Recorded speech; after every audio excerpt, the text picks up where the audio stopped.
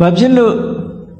လူဘဝရောက်ကြတဲ့ကသင်ကြရတယ်လဲဆိုရင်ကိုယ်ဘဝမလှမပဖြစ်မှာဆိုဘဝမှာလှပပြီးအချောပြေအောင်အစဉ်ပြေအောင်ဘဝတစ်ခုအစဉ်ပြေနဲ့ရှင်သန်နိုင်အောင်လို့ဆိုပြီးတော့ကလေးတွေလည်းကလေးတွေအလျောက်လူလက်ပိုင်းတွေလည်းလူလက်ပိုင်းတွေအလျောက်လူကြီးပိုင်းတွေကလည်းလူကြီးပိုင်းတွေအလျောက်ဘဝတစ်ခုမှာယက်တည်နိုင်ဖို့အတွက်ကြိုးပမ်းအားထုတ်နေကြမြန်မာနိုင်ငံနဲ့မကဘူးဘယ်နိုင်ငံပဲဖြစ်ဖြစ်ဒီကနေ့ခေတ်လူဘဝရလာတဲ့ပုဂ္ဂိုလ်တိုင်းဟာရုန်းကန်လှုပ်ရှားပြီးတော့မိမိတို့ဘဝယက်တည်ရေးလှပရေးအတွက်ကြိုးပမ်းအားထုတ်နေကြတယ်အဲ့ဒါလို့ကြိုးပမ်းအားထုတ်ကြမှာအောင်မြင်မှုဆိုတာရအဲ့ဒါလို့ကြိုးပမ်းအားထုတ်တဲ့အခါမှာမိမိရဲ့ကြီးကုန်သောမိဘတွေတို့ဆရာသမားတွေတို့ဆွေမျိုးသားချင်းတွေတို့မြင်ဆရာကြားဆရာဆိုတာလို့ပတ်ဝန်းကျင်ကမိတ်ဆွေသင်္ဃာတွေတို့ထိုပုဂ္ဂိုလ်တွေစီကစံနမူနာတွေသူတို့ရဲ့အကြံပေးချက်တွေဟောရလောက်ပဲရယူလို့ရတယ်ဒါကြောင့်မို့စာပေကျမ်းဂန်မှာဆိုထားတဲ့စကားလေးတစ်ခုอ่ะဥပရိသမတ္တနိလညွန်ပြယုံကလေးတက်တာပရာယတ္တာသူတစ်ပါးနဲ့ပတ်သက်ပါတယ်တဲ့အညာတဗ္ဗတံပတ္တိတခြားအောင်မြင်မှုမှန်သမျှဟာအတ္တဒိနမေဝကိုနဲ့သာသက်ဆိုင်တယ်ဟောခုပါကိုလောက်ရမယ်လို့ပြောတာเนาะဒီစကားဟာဘလောက်လက်တွေ့ကြသလဲဆိုတာအလုံးအသိဘယ်ရာပဲဖြစ်ဖြစ်မိဘကပတ်စံတတ်နိုင်လို့ကလေးတွေကြောင်းကောင်းတွေဘလောက်ပဲပို့ဘလောက်ပဲထားသာသမီကိုယ်တိုင်ကမကြိုးစားဘူးဆိုလို့ရှိရင်အောင်မြင်မှုမရဘူးဆိုတာထင်ရှားလူကြီးပဲဖြစ်ဖြစ်လူငယ်ပဲဖြစ်ဖြစ်အခြေအနေတွေကဘလောက်ပေးကောင်းတဲ့အခွင့်အလမ်းတွေဘလောက်ရှိကိုယ်တိုင်ကကြိုးပမ်းအားမထုတ်ဘူးဆိုလို့ရှိရင်အောင်မြင်မှုဟာအနည်းငယ်သာရှိနိုင်တယ်နောက်ဆုံးလုံးဝမအောင်မဲနဲ့ဘဝတစ်ခုလုံးကြာရှုံးသွားကြတာလည်းရှိတယ်ဘာဖြစ်လို့လူဘဝဆိုတာကမ္မဖလူပစီဝီတဲ့ကမ္မဖလဆိုတာကိုလုပ်တဲ့အလုပ်ပေါ်မှာကမ္မဖလူပစီဝီနတ်တွေဆိုတာကံတရားပေါ်မှာအမိပြုပြီးတော့သက်မွေးရလူဘဝဆိုတာကြတော့ကံတရားတစ်ခုတည်းကိုအမိပြုရတာမဟုတ်ဘူးတဲ့ဥဋ္ဌာဏဖလူပစီဝီတဲ့တက်ကြွနဲ့အမြဲတမ်းလုပ်နေဖို့လိုအပ်တယ်လို့ဆိုလူဘဝဟာကြိုးစားမှုလုံလဝိရိယကိုအခြေပြုပြီးတော့ယက်တည်ရမှာဖြစ်တယ်ကံတရားပေါ်မှာတို့တွေကံအတိုင်းပဲလို့ဆိုပြီးတော့ကံကိုယုံပြီးတော့ကိုယ်ဘဝလုံးကိုအနှံထားရမှာလည်းမဟုတ်ဘူးနောက်တစ်ခုကဖန်ဆင်းရှင်ဆိုတာကိုယုံကြည်ပြီးတော့ဖန်ဆင်းရှင်ရဲ့ဆန္ဒအတိုင်းဖြစ်ရမယ်လို့ဆိုပြီးတော့ဖန်ဆင်းရှင်ကိုယုံကြည်ပြီးတော့လည်းအနှံထားရမှာမဟုတ်ဘူးယောက်ျားတကွန်လူရည်ချွန်ကဆိုတဲ့စကားလိုပဲလူရည်ချွန်ယောက်ျားဟာကောင်းကင်မှာရှိတဲ့ကြယ်တောင်မှအလိုရှိရင်ဆွတ်ယူနိုင်တယ်လို့ဆိုတာအာဘိစကားပြောထားတဲ့စကားလူတွေလုံးလို့ရှိရင်ရတယ်ဆိုတာဒီကနေ့အမတန်မှထင်ရှားတယ်ကြည့်လေပဂတိလူတွေရဲ့အနေထားတစ်ခုကိုပဲကြည့်လိုက်ဘုန်းကြီးတို့လူသားတွေဆိုတာဟာကာယဗလအနေနဲ့လည်းပဲဆင်ကြီးနဲ့ရှင်ပြိုင်နိုင်စွမ်းမရှိပါဘူးဆင်ရဲ့ခွန်အားကိုလူသားတွေကမမိဘူးတရိษံဖြစ်တဲ့ဆင်တဲ့ခွန်အားဗလအရာမှာနှိမ့်ကြနေတယ်လို့ဒီလိုပြောတာဒါတွေလားလို့ဆိုလို့ရှိရင်လျင်မြန်တဲ့အဟုန်နဲ့ပြောမဲ့ဆိုလို့ရှိရင်သမင်ကလေးတွေယုံကလေးတွေရဲ့လျင်မြန်မှုနှုံးကိုလူတွေကမှီအောင်မလိုက်နိုင်ပါဘူးသမင်ကလေးတွေယုံကလေးတွေနဲ့တရိษံတွေနဲ့ရှင်ပြိုင်ပြီးတော့ပြေးမယ်ဆိုရင်လူပဲရှုံးမှာပါလူရဲ့စွမ်းအားဟာလည်းအဲ့ဒီဘက်မှာ အားကိုးလောက်တာမဟုတ်ဘူးသိပြီးတော့ကဲရေထဲမှာငါးနဲ့ပြိုင်ပြီးတော့ရေကူးမယ်ဆိုရင်လည်းလူပဲရှုံးเสียရှိတယ်ကောင်းကင်မှာလည်းငှက်နဲ့ပြန်လို့ငှက်နဲ့ပြိုင်ပြီးတော့ပြန်နိုင်စွမ်းမရှိဘူးတိရစ္ဆာန်တွေရဲ့အခြေအနေနဲ့လူရဲ့အခြေအနေရှင်ပြိုင်ပြီးတော့ကြည့်လိုက်မယ်ဆိုရင်တိရစ္ဆာန်တွေကသားနေတဲ့အချက်တွေမြောက်များစွာရှိတယ်ခွန်အားဗလာအရာမှာဆင်ကြီးကသားတယ်လျင်မြန်မှုနှုံးသားမှာဆိုလို့ရှိရင်သမင်နေအပြည့်တန်တဲ့တ attva တွေကကိုယ်တဲ့သားတယ်ကောင်းရင်ပြန်တဲ့နေရာမှာလည်းပဲငှက်တွေကကိုယ်တဲ့သားတယ်ရေထဲမှာရေကူးတဲ့နေရာမှာဆိုလို့ရှိရင်ငါးတွေကကိုယ်တဲ့သားဒါဖြင့်လူတွေကအသာရတာဘယ်နေရာတုံးလို့ဆိုတော့အုံနောက်လို့တင်စားပြောရတဲ့အသိဉာဏ်ပဲအဲ့ဒါကြတော့ဘယ်တိရစ္ဆာန်ကမှလူကိုမိအောင်မလိုက်နိုင်ဒါကြောင့်မို့အုံနောက်ရဲ့စွမ်းရည်ဆိုအုံနောက်ဆိုတာဘာပြောတာတုံးဆိုပညာကိုပြောလူတွေရဲ့တဏ္ဍာမှာရှိတဲ့အုံနောက်ပညာကိုအဓိကထားပြီးတော့ပြောရပေမဲ့လို့တခြားစွမ်းရည်တွေဘာတွေရှိသေးတုံးဆိုရင်လူတွေမှာ wish လို့ဆိုတဲ့ဆန္ဒဒါလည်းစွမ်းရည်အမတန်ထက်တယ်နောက်တစ်ခုက effort လို့ခေါ်တဲ့ဝီရိယဝီရိယကလည်းတိရစ္ဆာန်တွေနဲ့ဆိုင်လူရဲ့ဝီရိယကအမတန်မှကြီးမားတယ်နောက်တစ်ခုစိတ်စွမ်းရည်ကလည်းလူတွေကထက်မြက်တယ်တတိကောင်းတဲ့နေရာမှာလူကိုမရှင်ပြိုင်နိုင်ဘူးပေါ့နောက်တစ်ခုအထက်မြက်ဆုံးကဘာလို့ဆိုဝိမန္တာလို့ခေါ်တဲ့စူးစမ်းဆင်ခြင်တတ်တဲ့အသိဉာဏ်ပဲဒီကနေ့အုံနောက်လို့တင်စားပြီးတော့ပြောနေတဲ့ဒီအသိဉာဏ်ဘယ်တိရစ္ဆာန်မှမိအောင်မလိုက်နိုင်ဒါလူသားတွေရဲ့တာလွန်တဲ့အချက်ကိုယ်မှရှိတဲ့တာလွန်တဲ့အချက်တွေကိုသိထားသိမထားလို့ရှိရင်ကိုကအရာရာသိငဲနေတယ်လို့ထင်တယ်မဟုတ်ဘူးလူတွေမှာစွမ်းရည်တတ္တိတွေအများကြီးရှိတယ်ထိုစွမ်းရည်တတ္တိတွေကိုအသုံးပြုစွမ်းရည်တတ္တိတွေတိုးတက်လာအောင်လုပ်ဖို့ခုတောင်ရှိတယ်ဒါကြောင့်မို့ဗမာစကားတွေထဲမှာလည်းရှိတယ်လေကြိုးစားကဖျားဖြစ်တယ်ဆိုတာဝီရိယကိုအားပေးတဲ့စကားတစ်ခုဘယ်ရာပဲဖြစ်ဖြစ်ဘလောက်ခက်ခဲတဲ့ရာဖြစ်ဖြစ်ကြိုးပမ်းအထောက်မှုဝီရိယဆိုတာလိုအပ်တယ်ဒါမို့လူတွေရဲ့တဏ္ဍာမှာရှိတဲ့စွမ်းရည်တတ္တိတွေစန္ဒတို့ဝီရိယတို့စိတ်တတို့ဝိမန္တတို့ဆိုတဲ့ဒီစွမ်းရည်တတ္တိတွေကအမတန်မှမြင့်မားသည့်အတွက်ကြောင့်ကိုယ့်ရဲ့အင်အားကြီးတဲ့ဆင်ကောင်ကြီးကိုလည်းထိန်းချုပ်နိုင်တယ်လူတွေကအကြည့်စွမ်းရည်တတ္တိဟာလူတွေရဲ့စွမ်းရည်တတ္တိနဲ့အသိဉာဏ်နဲ့ထိန်းချုပ်တာရေထဲမှာလျင်မြန်စွာကူးခတ်နေတဲ့ငါးတွေကိုလည်းလူတွေကဖမ်းယူထိန်းချုပ်နိုင်တယ်ကောင်းကင်မှာပြန်နေတဲ့ငှက်တွေကိုလည်းပဲထိန်းချုပ်နိုင်တယ်အပြေးမြန်လှတယ်ဆိုတဲ့တ attva တွေကိုလည်းပဲထိန်းချုပ်နိုင်တယ်ဆိုဟောဘာနဲ့လူတွေကအနိုင်ရနေတာတုံးလို့ဆိုလို့ရှိရင်ခုပြောခဲ့တဲ့အုံနောက်လို့ခေါ်တဲ့အသိဉာဏ်ထိုအသိဉာဏ်နဲ့ရှင်တွဲပြီးတော့ဖြစ်လာတဲ့ဆန္ဒတို့ဝီရိယတို့စိတ်တလို့ဆိုတဲ့ဒီစွမ်းအားတွေရှိလို့ဒါကလောကီကိစ္စကိုပြောတာအေးလောကရဲ့ချီးပွားရေးတွေလူတွေမလုံနိုင်တာဆိုတာမရှိဘူးလုံနိုင်တယ်အကုန်လုံးမဖြစ်သေးတာသာရှိတာမဖြစ်နိုင်တာမရှိဘူးဆိုတာလိုပဲဖြစ်နိုင်တယ်မဖြစ်နိုင်တာဆိုတာမရှိဘူး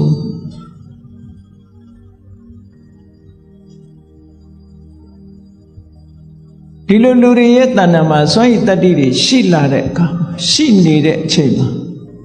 လူတွေရဲ့စိတ်ဓာတ်ထဲမှာပဲအဖြက်ကလေးတွေကလည်းရှိသေးတယ်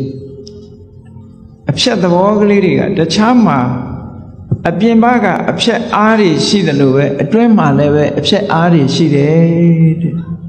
အဲ့ဒီအဖြက်အားတွေကိုတွန်းလှန်နိုင်မှုလိုအပ်တယ်ဟောဘဝကိုအလှဆင်မယ်ဆိုလို့ရှိရင်အပြင်ဘက်ကအခက်အခဲတုံ့ပြန်ဖြစ်စည်းတတ်တဲ့အရာတွေကိုကြော်လွှားရမှာဘာနဲ့ကြော်လွှားမလို့ဆိုလို့ရှိရင်အတွင်းကရှိတဲ့ဖြက်အားတွေကိုဖယ်ရှားပြီးတော့တွန်းအားတွေတိုးတက်လာအောင်ကြိုးစားခြင်းဖြင့်ကြော်လွှားရမှာအတွင်းပြင်နှမျိုးရှိတယ်လို့ဒီလိုမှတ်ရ အပြင်ကဖြစ်အားဆိုတာဘာတွေလဲဘဝတစ်ခုရလာတဲ့အခါမှာလောကမှာ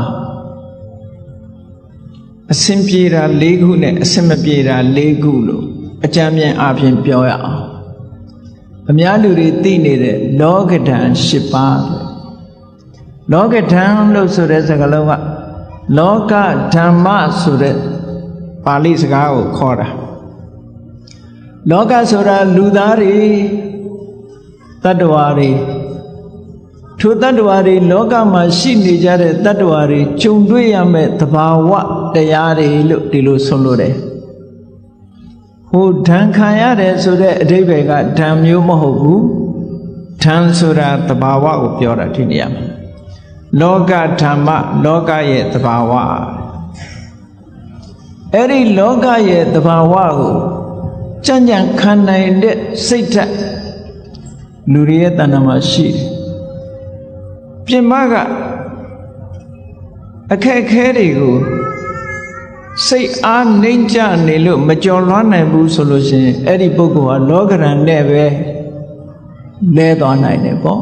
ကြီးပွားတိုးတက်မှုဘဝကိုအလှဆင်ဖို့မစွမ်းနိုင်လို့ဘဝမှာအယုတ်ဆိုးအကြီးတန်းပြီးတော့လက်မြောက်လို့အရှုံးပေးရတဲ့အနေအထားမျိုးရောက်သွားနိုင်တယ်အဲ့ဒီပြင်မကလာတဲ့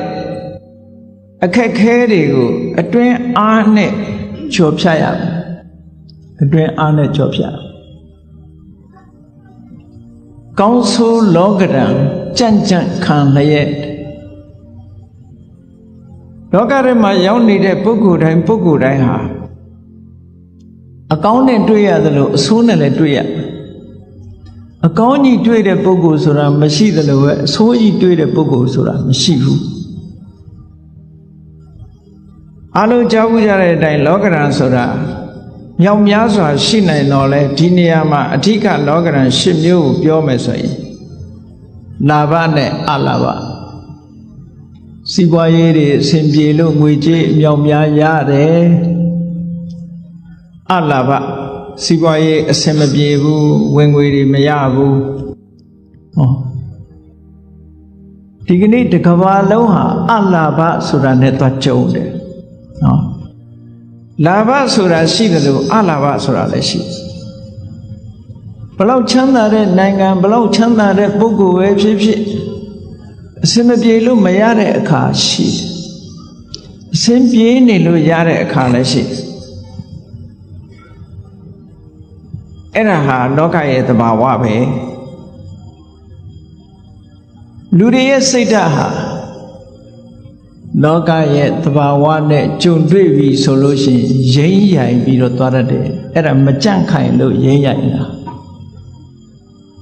လောကဓာတ်ကိုဥပမာပေးတယ်မုန်တိုင်းနဲ့ဥပမာပေးတယ်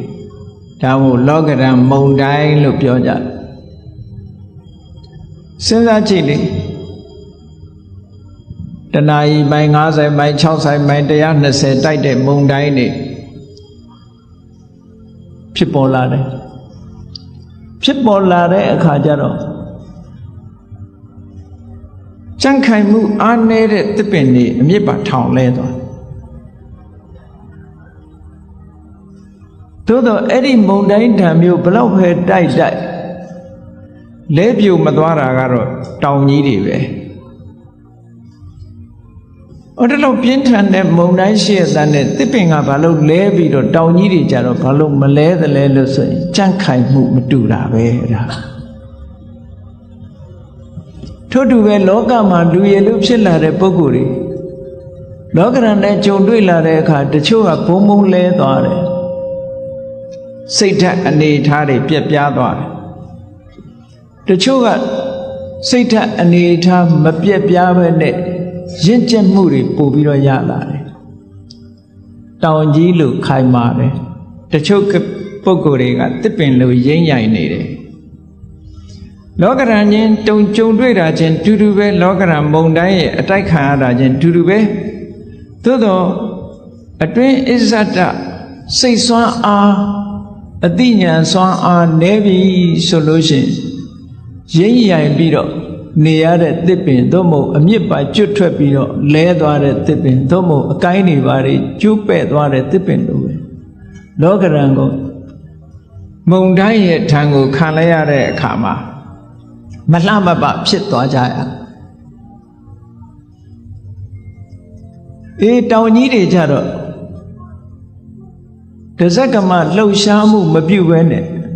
မုံတိုင်းတွေဘလောက်ပြင်းထန်တောင်ကြီးတွေကကြန့်ခိုင်နေကြတယ်အဲ့တော့ဘုန်းကြီးတို့တွေဟာကိုယ့်ရဲ့စိတ်ဓာတ်တွေကိုတောင်ကြီးလို့ခိုင်မာအောင်ကျင့်ဖို့လို့လေ့ကျင့်ပြီးတော့ယူရမယ်လို့ဒါပြောတာနော်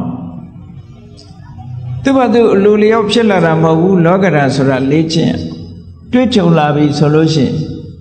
မုံတိုင်းတန်ကိုခံနိုင်အောင်စိတ်ဓာတ်ရဲ့ကြံ့ခိုင်မှုဆိုတာလေ့ကျင့်ပေးရတယ်မုံတိုင်းရဲ့ထံလောကဓာတ်ရဲ့သဘာဝကိုတုံ့လောက်တယ်ဆိုတာဘာပြောတာစီးပွားရေးဖြစ်ထွန်းလို့ငွေကြေးဒနာမြောင်များစွာရပြီဆိုရင်အစဉ်ပြေးတာလူတွေရဲ့စိတ်ဟာဘာဖြစ်လာဘဝင်မြင့်လာကိုယ့်ကိုဘဝင်မြင့်လာဘဝင်မြင့်လာပြီးတော့သုံးတယ်ဖြုံးတယ်မော်တယ်ကြွားတယ်အောက်ခြေလွတ်လာတယ်အဲ့ဒါလောကဓာတ်မခံနိုင်တာပဲသို့တော်လူထုအများစုကအောင်မြင်ကြီးပွားနေရင်လောကဓာတ်လို့မထင်ဘူးအောင်မြင်ကြီးပွားနေတဲ့အခါမှာကောင်းစားနေတယ်လို့ပဲထင်တယ်လောကဓာတ်လို့မထင်ဘူးစိတ်ဓာတ်ကြံ့ခိုင်မှုမရှိတဲ့ပုဂ္ဂိုလ်ကအောင်မြင်လာပြီဆိုလို့ရှိရင်လက်မထောင်းလာတယ်စိတ်ဓာတ်တွေဒါအတက်ကြွလက်မတွေထောင်းလာတယ်မောလာတယ်ကြွားလာတယ်ဒါမျိုးတွေလှုပ်လာအဲ့ဒါလို့လှုပ်လာသည့်အတွက်ကြောင့်စိတ်ဓာတ်ကြံ့ခိုင်မှုအားနည်းသည့်အတွက်ကြောင့်ဘာဖြစ်တုံးဆိုရင်အဲ့ဒီပုဂ္ဂိုလ်မျိုးဟာအောင်မြင်မှုမရတော့ဘူးဆိုတဲ့အလာဘလောကရန်နဲ့ခြုံလိုက်ပြီဆိုရင်စိတ်ဓာတ်တွေတခါတည်းကျ depression တွေဝင်လို့ကိုယ့်ကိုယ်စူးစိုက်လောက်သွားကြတာတွေအများကြီးပဲဒီကနေ့ခေတ်မှာနော်မြန်မာနိုင်ငံမှာရှိတဲ့ပုဂ္ဂိုလ်တွေကဘုရားမြတ်စွာဟောကြားတဲ့တရားဓမ္မတွေကိုနာကြရတယ်ငယ်စဉ်တောင်ကြီးကလေးဘဝကလေးကပစ္စည်းသင်္ခါရလူသင်္ခါရပဲ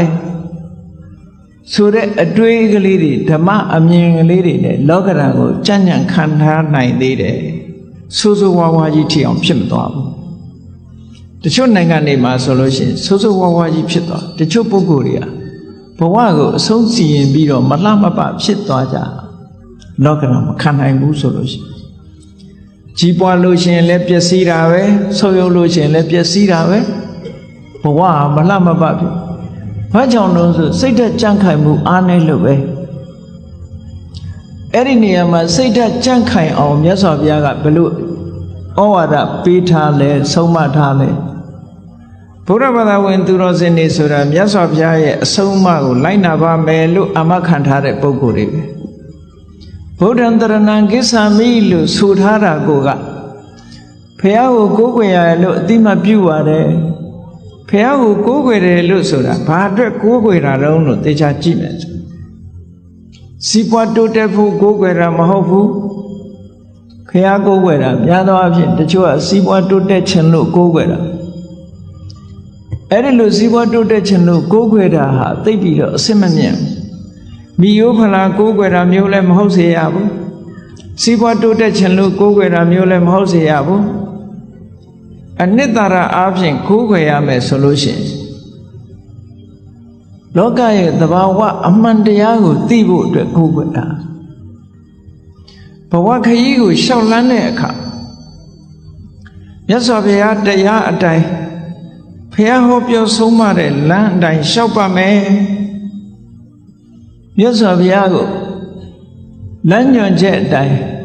ယုံကြည်တယ်မြတ်နိုးတယ်ဆိုတဲ့စိတ်ဓာတ်နဲ့ကိုးကွယ်တာအဲ့ဒါလို့ကိုးကွယ်မှဘုရားကိုကိုးကွယ်တယ်ဆိုတဲ့အဓိပ္ပာယ်ကပို့ပြီးတော့ထိရောက်မြတ်စွာဘုရားကဟောတယ်လို့လာဘတို့အလာဘတို့လို့ဆိုတဲ့ပစ္စည်းဥစ္စာရမည်မှုအောင်မြင်မှုရရှိမှုအောင်မြင်မှုမရရှိမှုဆိုတဲ့အကောင်းအဆိုးလောကဓာတ်နှမျိုးနဲ့ကြုံတွေ့တဲ့အခါမှာမြတ်စွာဘုရားကဘာအမိန့်ရှိတော့ ဘာဆုံးမဩဝါဒပေးတုံးလို့ဆိုလို့ရှိရင်လာဘနဲ့တွေ့ရင်လည်းပဲမောက်မှတက်ကြွခြင်းမဖြစ်စေနဲ့တဲ့အလာဘဆိုတဲ့အဆိုးလောကရန်နဲ့တွေ့တဲ့အခါမှာလည်းပဲစိတ်ထက်မကြနဲ့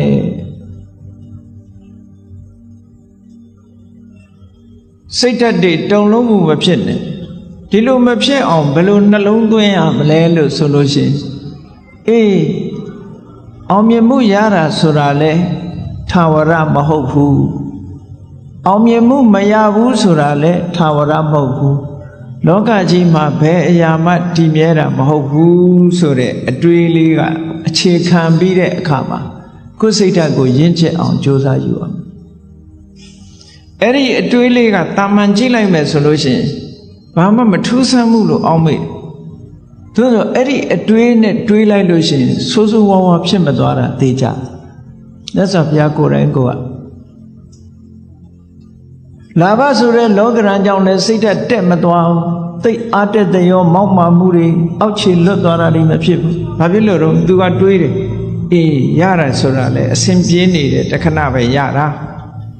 အစဉ်မပြေတဲ့အခါရှိအောင်မှာပဲလို့ကြိုတင်ထားတယ်အစဉ်မပြေတဲ့အခါမှာလည်းအေးအစဉ်မပြေတဲ့အခါရှိတယ်အစဉ်ပြေတဲ့အခါလည်းရှိအောင်မှာပဲဆိုရယ်ဟောဒီအတွေးလေးကစိတ်ကိုသက်သာရစေတယ်ဟောအဲ့ဒါလို့စိတ်ကိုတည်ငြိမ်အောင်ဒီလိုမှန်ကန်တဲ့အတွေးနဲ့ဒါယောနိသောမနတိကာရလို့ခေါ်တယ် wise attention ပေါ့မှန်ကန်တဲ့အတွေးကလေးနဲ့မထိန်ဘူးဆိုလို့ရှိရင်စိတ်ဓာတ်တွေဟာတည်ငြိမ်မှုမရတော့ဘူးမရသည့်အတွက်ကြောင့်အကောင်းလောကရန်နဲ့တွေ့ပြီဆိုလို့ရှိရင်စိတ်ဓာတ်တွေတက်ပြီးတော့အောက်ခြေတွေလွတ်တယ်မကောင်းတဲ့လောကရန်နဲ့တွေ့ရင်စိတ်ဓာတ်တွေနှိမ့်ကျပြီး depression ဖြစ်တယ်နောက်ဆုံးမှကိုယ့်ကိုယ်အဆုံးစီရင်တာမျိုးတွေထိအောင်ဖြစ်သွားတယ်စိတ်တွေတအားဆင်းရဲပြီးဖြစ်သွားတတ်တယ်အဲ့ဒါမျိုးမဖြစ်အောင်မှန်ကန်တဲ့အတွေးလေးကိုတွေးပါမှန်ကန်တဲ့အတွေးဆိုတာအေးဘယ်အရာမှတည်မြဲတာမဟုတ်ဘူးဒါလောကမှာလူတိုင်းကြုံတွေ့ရတဲ့သဘာဝပဲဆိုတဲ့အတွေးကိုများများတွေးထားပါထို့တူပဲယတအာယတအချမ်းရံရှိတဲ့အခါရှိတယ်အာယတအချမ်းရံမရှိတဲ့အခါရှိအချမ်းရံရှိလာပြီဆိုလို့ရှိရင်လည်းလူတွေဟာနောက်လိုက်နောက်ပါတွေနဲ့အချမ်းရံတွေအကျော်စောတွေများလာလို့ရှိရင်ဘဝင်မြင့်ပြီးအောက်ခြေလွတ်သွားအချမ်းရံမရှိဘူးတကူဒီဆိုတဲ့အခါကျတော့လုံးလီဖြစ်ပြီးတော့စိတ်ဓာတ်တွေကြပြန်တယ်ဟောတာစိတ်ဓာတ်ရဲ့တည်ငြိမ်မှုမရဘူးကိုယ်စဉ်းကျင်စဉ်းစားထားအချမ်းရံရှိတယ်ဆိုတာလည်းအဓိကမဟုတ်ဘူးမရှိဘူးဆိုတာလည်းအဓိကမဟုတ်ဘူးဘယ်အရာမှမမြဲဘူးကိုယ်စိတ်လေးဖြူစင်ပြီးတည်ငြိမ်မှုကအဓိကကြတယ်လို့ဆိုပြီးတော့စိတ်ဓာတ်လေးကိုဖြူစင်အောင်ကြိုးစားအထောက်မှန်ကန်တဲ့အတွေးနဲ့တွေးပြီးတော့ခုခံကာကွယ်ထားထို့တူပဲနေန္ဒာပတန္တာလောကမှာနေတဲ့ပုဂ္ဂိုလ်တွေဟာကဲ့ရဲ့ခံရတဲ့အခါရှိတယ်လို့ချီးမွမ်းခံရတဲ့အခါလည်းရှိတယ်လူတွေကကဲ့ရဲ့ခံရရင်စိတ်ဆိုးတယ်ချီးမွမ်းခံရလို့ရှိရင်တော့ခြေနဲ့တင်ဝမ်းသာရှင်ပြအဲ့ဒါဟာစိတ်ဓာတ်ရဲ့မတည်ငြိမ်မှုပဲလောကရန်မုန်တိုင်းတာမခံနိုင်လို့လှုပ်ရှားရင်းရိုင်ခြင်းလို့ဒီလိုအဓိပ္ပာယ်ရတယ်နော်အဲ့တော့ချီးမွမ်းခံရရင်လေဘာလို့ဟုတ်တယ်သူပြောတဲ့အတိုင်းငါမှတကယ်ချီးမွမ်းတိုက်တာရှိတယ် appreciate ပေါ့အတိမတ်ပြုကဲ့ရဲ့ခံရလို့ရှင်လေအေးဒီကောင်ငါ့ကိုကဲ့ရဲ့ရမလားလို့ဆိုစိတ်မဆိုးအေးငါကဲ့ရဲ့တိုက်တဲ့ဟာရှိတယ်လို့ appreciate သဘောပေါက်နားလဲအဲ့ဒီနည်းနဲ့ခုကမြတ်စွာဘုရားကဗျာမဆာလာတုတ်မှာအဆုံးမဩဝါဒပေးထားတာရှိတယ်ယဟန်တွေကိုမှတ်သားစရာကောင်းတဲ့ဟာတခုလူတယောက်ကကိုယ့်ကိုလာပြီးကဲ့ရဲ့ပြီး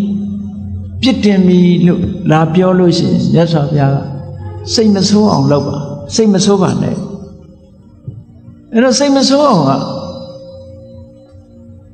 နှလုံးသွင်းတရားမရှိဘဲနဲ့စိတ်မဆိုးအောင်နေဖို့ဆိုတော့တော်ခက်တယ်စိတ်လေးကိုပြင်လိုက်ရုံပဲစိတ်လေးကိုပြင်လိုက်ရုံပဲသူပြောတာတွေကိုအသိမှမပြုတ်ဘူးလေ အတိမမပြုတ်လက်မခံပဲနေတာမြတ်စွာဘုရားကတစုံတစ်ယောက်ကလာပြီးတော့ဆဲတယ်ဆိုလို့ရှိရင်ပုံနာကြီးတစ်ယောက်ဆဲတော့ကမြတ်စွာဘုရားဥပမာပေးတာရှိတယ်ပုံနာကြီးတစ်ယောက်ကဘုရားကိုဆဲတယ်ဆဲတာမှရိုင်းရိုင်းပြပြဆဲတာမျက်နာကိုကြည့်ပြီးတော့ရိုင်းရိုင်းပြပြဆဲတာမြတ်စွာဘုရားကလက်မခံမှုဒီတိုင်းပဲနေတယ်အသာလေးတုံ့ပြန်မှုမပြုတ်ဘူးဆဲလို့အားရသွားပြီဆိုတဲ့အခါမြတ်စွာဘုရားကသူ့ကိုမေးခွန်းထုတ်တယ်မင်းအိမ်မှာမိတ်ဆွေသင်္ကားတွေလာတဲ့အခါမုံပဲသေးစားတွေနဲ့လက်မခံဘူးမခံဘူးလားလို့ဆိုခံတယ်အဲ့ဒီမုံပဲသေးစားတွေကိုဧည့်သည်ကစားမသွားရင်ဘယ်သူဟာလဲလို့ဆိုဒါခံတဲ့လူအိမ်ရှင်ရဲ့ဟာပဲပေါ့အဲ့ဒါလိုပဲမင်းကငါ့ကိုဆဲရေးခြင်းဖြင့်ခံတယ်ငါလက်မခံဘူးအဲ့တော့ဆဲရေးတာမှန်သမျှမင်းဟာတွေပဲငါလည်းမဆိုင်ဘူးဆဲတဲ့လူကိုပြန်ဆဲလို့ရှိရင်လက်ခံရရောက်တယ်သူဟာကိုအတိမပြုတ်လိုက်ရရောက်တယ်ဆဲတဲ့ပုဂ္ဂိုလ်ပြန်မဆဲပဲနေမှသူကအတိမပြုတ်ရရောက်တယ်ကိုယ်စီမရောက်လာဘူးအတန်ရောက်တာပဲရှိတယ်ကိုယ်စိတ်ကိုလှုပ်ရှားအောင်မလုပ်နဲ့မုံတိုင်းကြီးဘလောက်ပြင်းတောင်ကြီးသည်မလှုပ်သလိုပဲတစ်ပိုင်လိုရိမ့်ထိုးပြီးတော့မသွားဘူးကြန့်ခိုင်တဲ့စိတ်ဓာတ်အဲ့ဒီဗြဟ္မဇာလတုံမှာမြတ်စွာဘုရားကဘယ်လိုဟောထားတော့ကိုယ်လာကဲ့ရလို့ရှင်စိတ်မဆိုးနဲ့ဘာဖြစ်လို့စိတ်မဆိုးနဲ့ပြောရင်စိတ်ဆိုးနေရင်တိုးတက်မှုအန္တရာယ်ဟာမင်းမှာပဲဖြစ်ပဲတိုးတက်မှုအတွက်အနှောက်အယှက်ဖြစ်သွားလိမ့်မယ်ဒါတည်းမကဘူးစိတ်ဆိုးတဲ့ပုဂ္ဂိုလ်တယောက်ဟာအတိညာမှာတုံးသွားတစ်ဖက်သားပြောတဲ့စကားအကောင်းဆုံးအကြောင်းကျိုးဆိုတာ तू မစင်စားနိုင်တော့စိတ်ဆိုးတာနော်စိတ်ဆိုးလိုက်တာနဲ့တပြိုင်တည်း तू ကအကောင်းဆုံးအကြောင်းကျိုးနားမလဲဒီကလေးကကိုယ်ကနစ်နာနေပြီအဆဲလဲခံရသေးတယ်အကဲ့ရဲ့လဲခံရသေးတယ်ကိုယ့်ရည်ရှင်တဲ့နှလုံးထဲမှာလှုပ်ရှားပြီးတော့အကောင်းဆုံးအကြောင်းကျိုးသိတတ်တဲ့အသိပညာလဲကိုယ်မှာမဖြစ်ဘူးဆိုကိုယ့်ရဲ့ဆုံးရှုံးမှုတွေဒီမှာပဲရှိနေပြီအဲ့ဒါကြောင့်မြတ်စွာဘုရားကတုံမန်ယေဝတ္တတေနအန္တရာယောကဲ့ရဲ့လို့ဆင်းပြန်ပြီးတော့စိတ်ဆိုးနေမယ်ဆိုလို့ရှိရင်ကိုယ့်အတွက်ပဲတိုးတက်မှုရဲ့အန္တရာယ်ဖြစ်မယ်တိုးတက်မှုရဲ့အန္တရာယ်ဖြစ်ယုံနေမကဘူးသူပြောတဲ့စကားရဲ့ကောင်းလားအဆိုးလားဆိုတာမခွဲခြားနိုင်တော့ဘူးဒေါသဖြစ်နေသည့်အတွက်ကြောင့်ဒေါသစိတ်မှုန်းနေသည့်အတွက်ကြောင့်အကောင်းဆုံးခွဲခြားနိုင်ဘူးတဲ့အဲ့ဒီကလေးကမှားမှားယွင်းယွင်းလုပ်တော့မယ်ဆိုတဲ့အဓိပ္ပာယ်ရနေနော်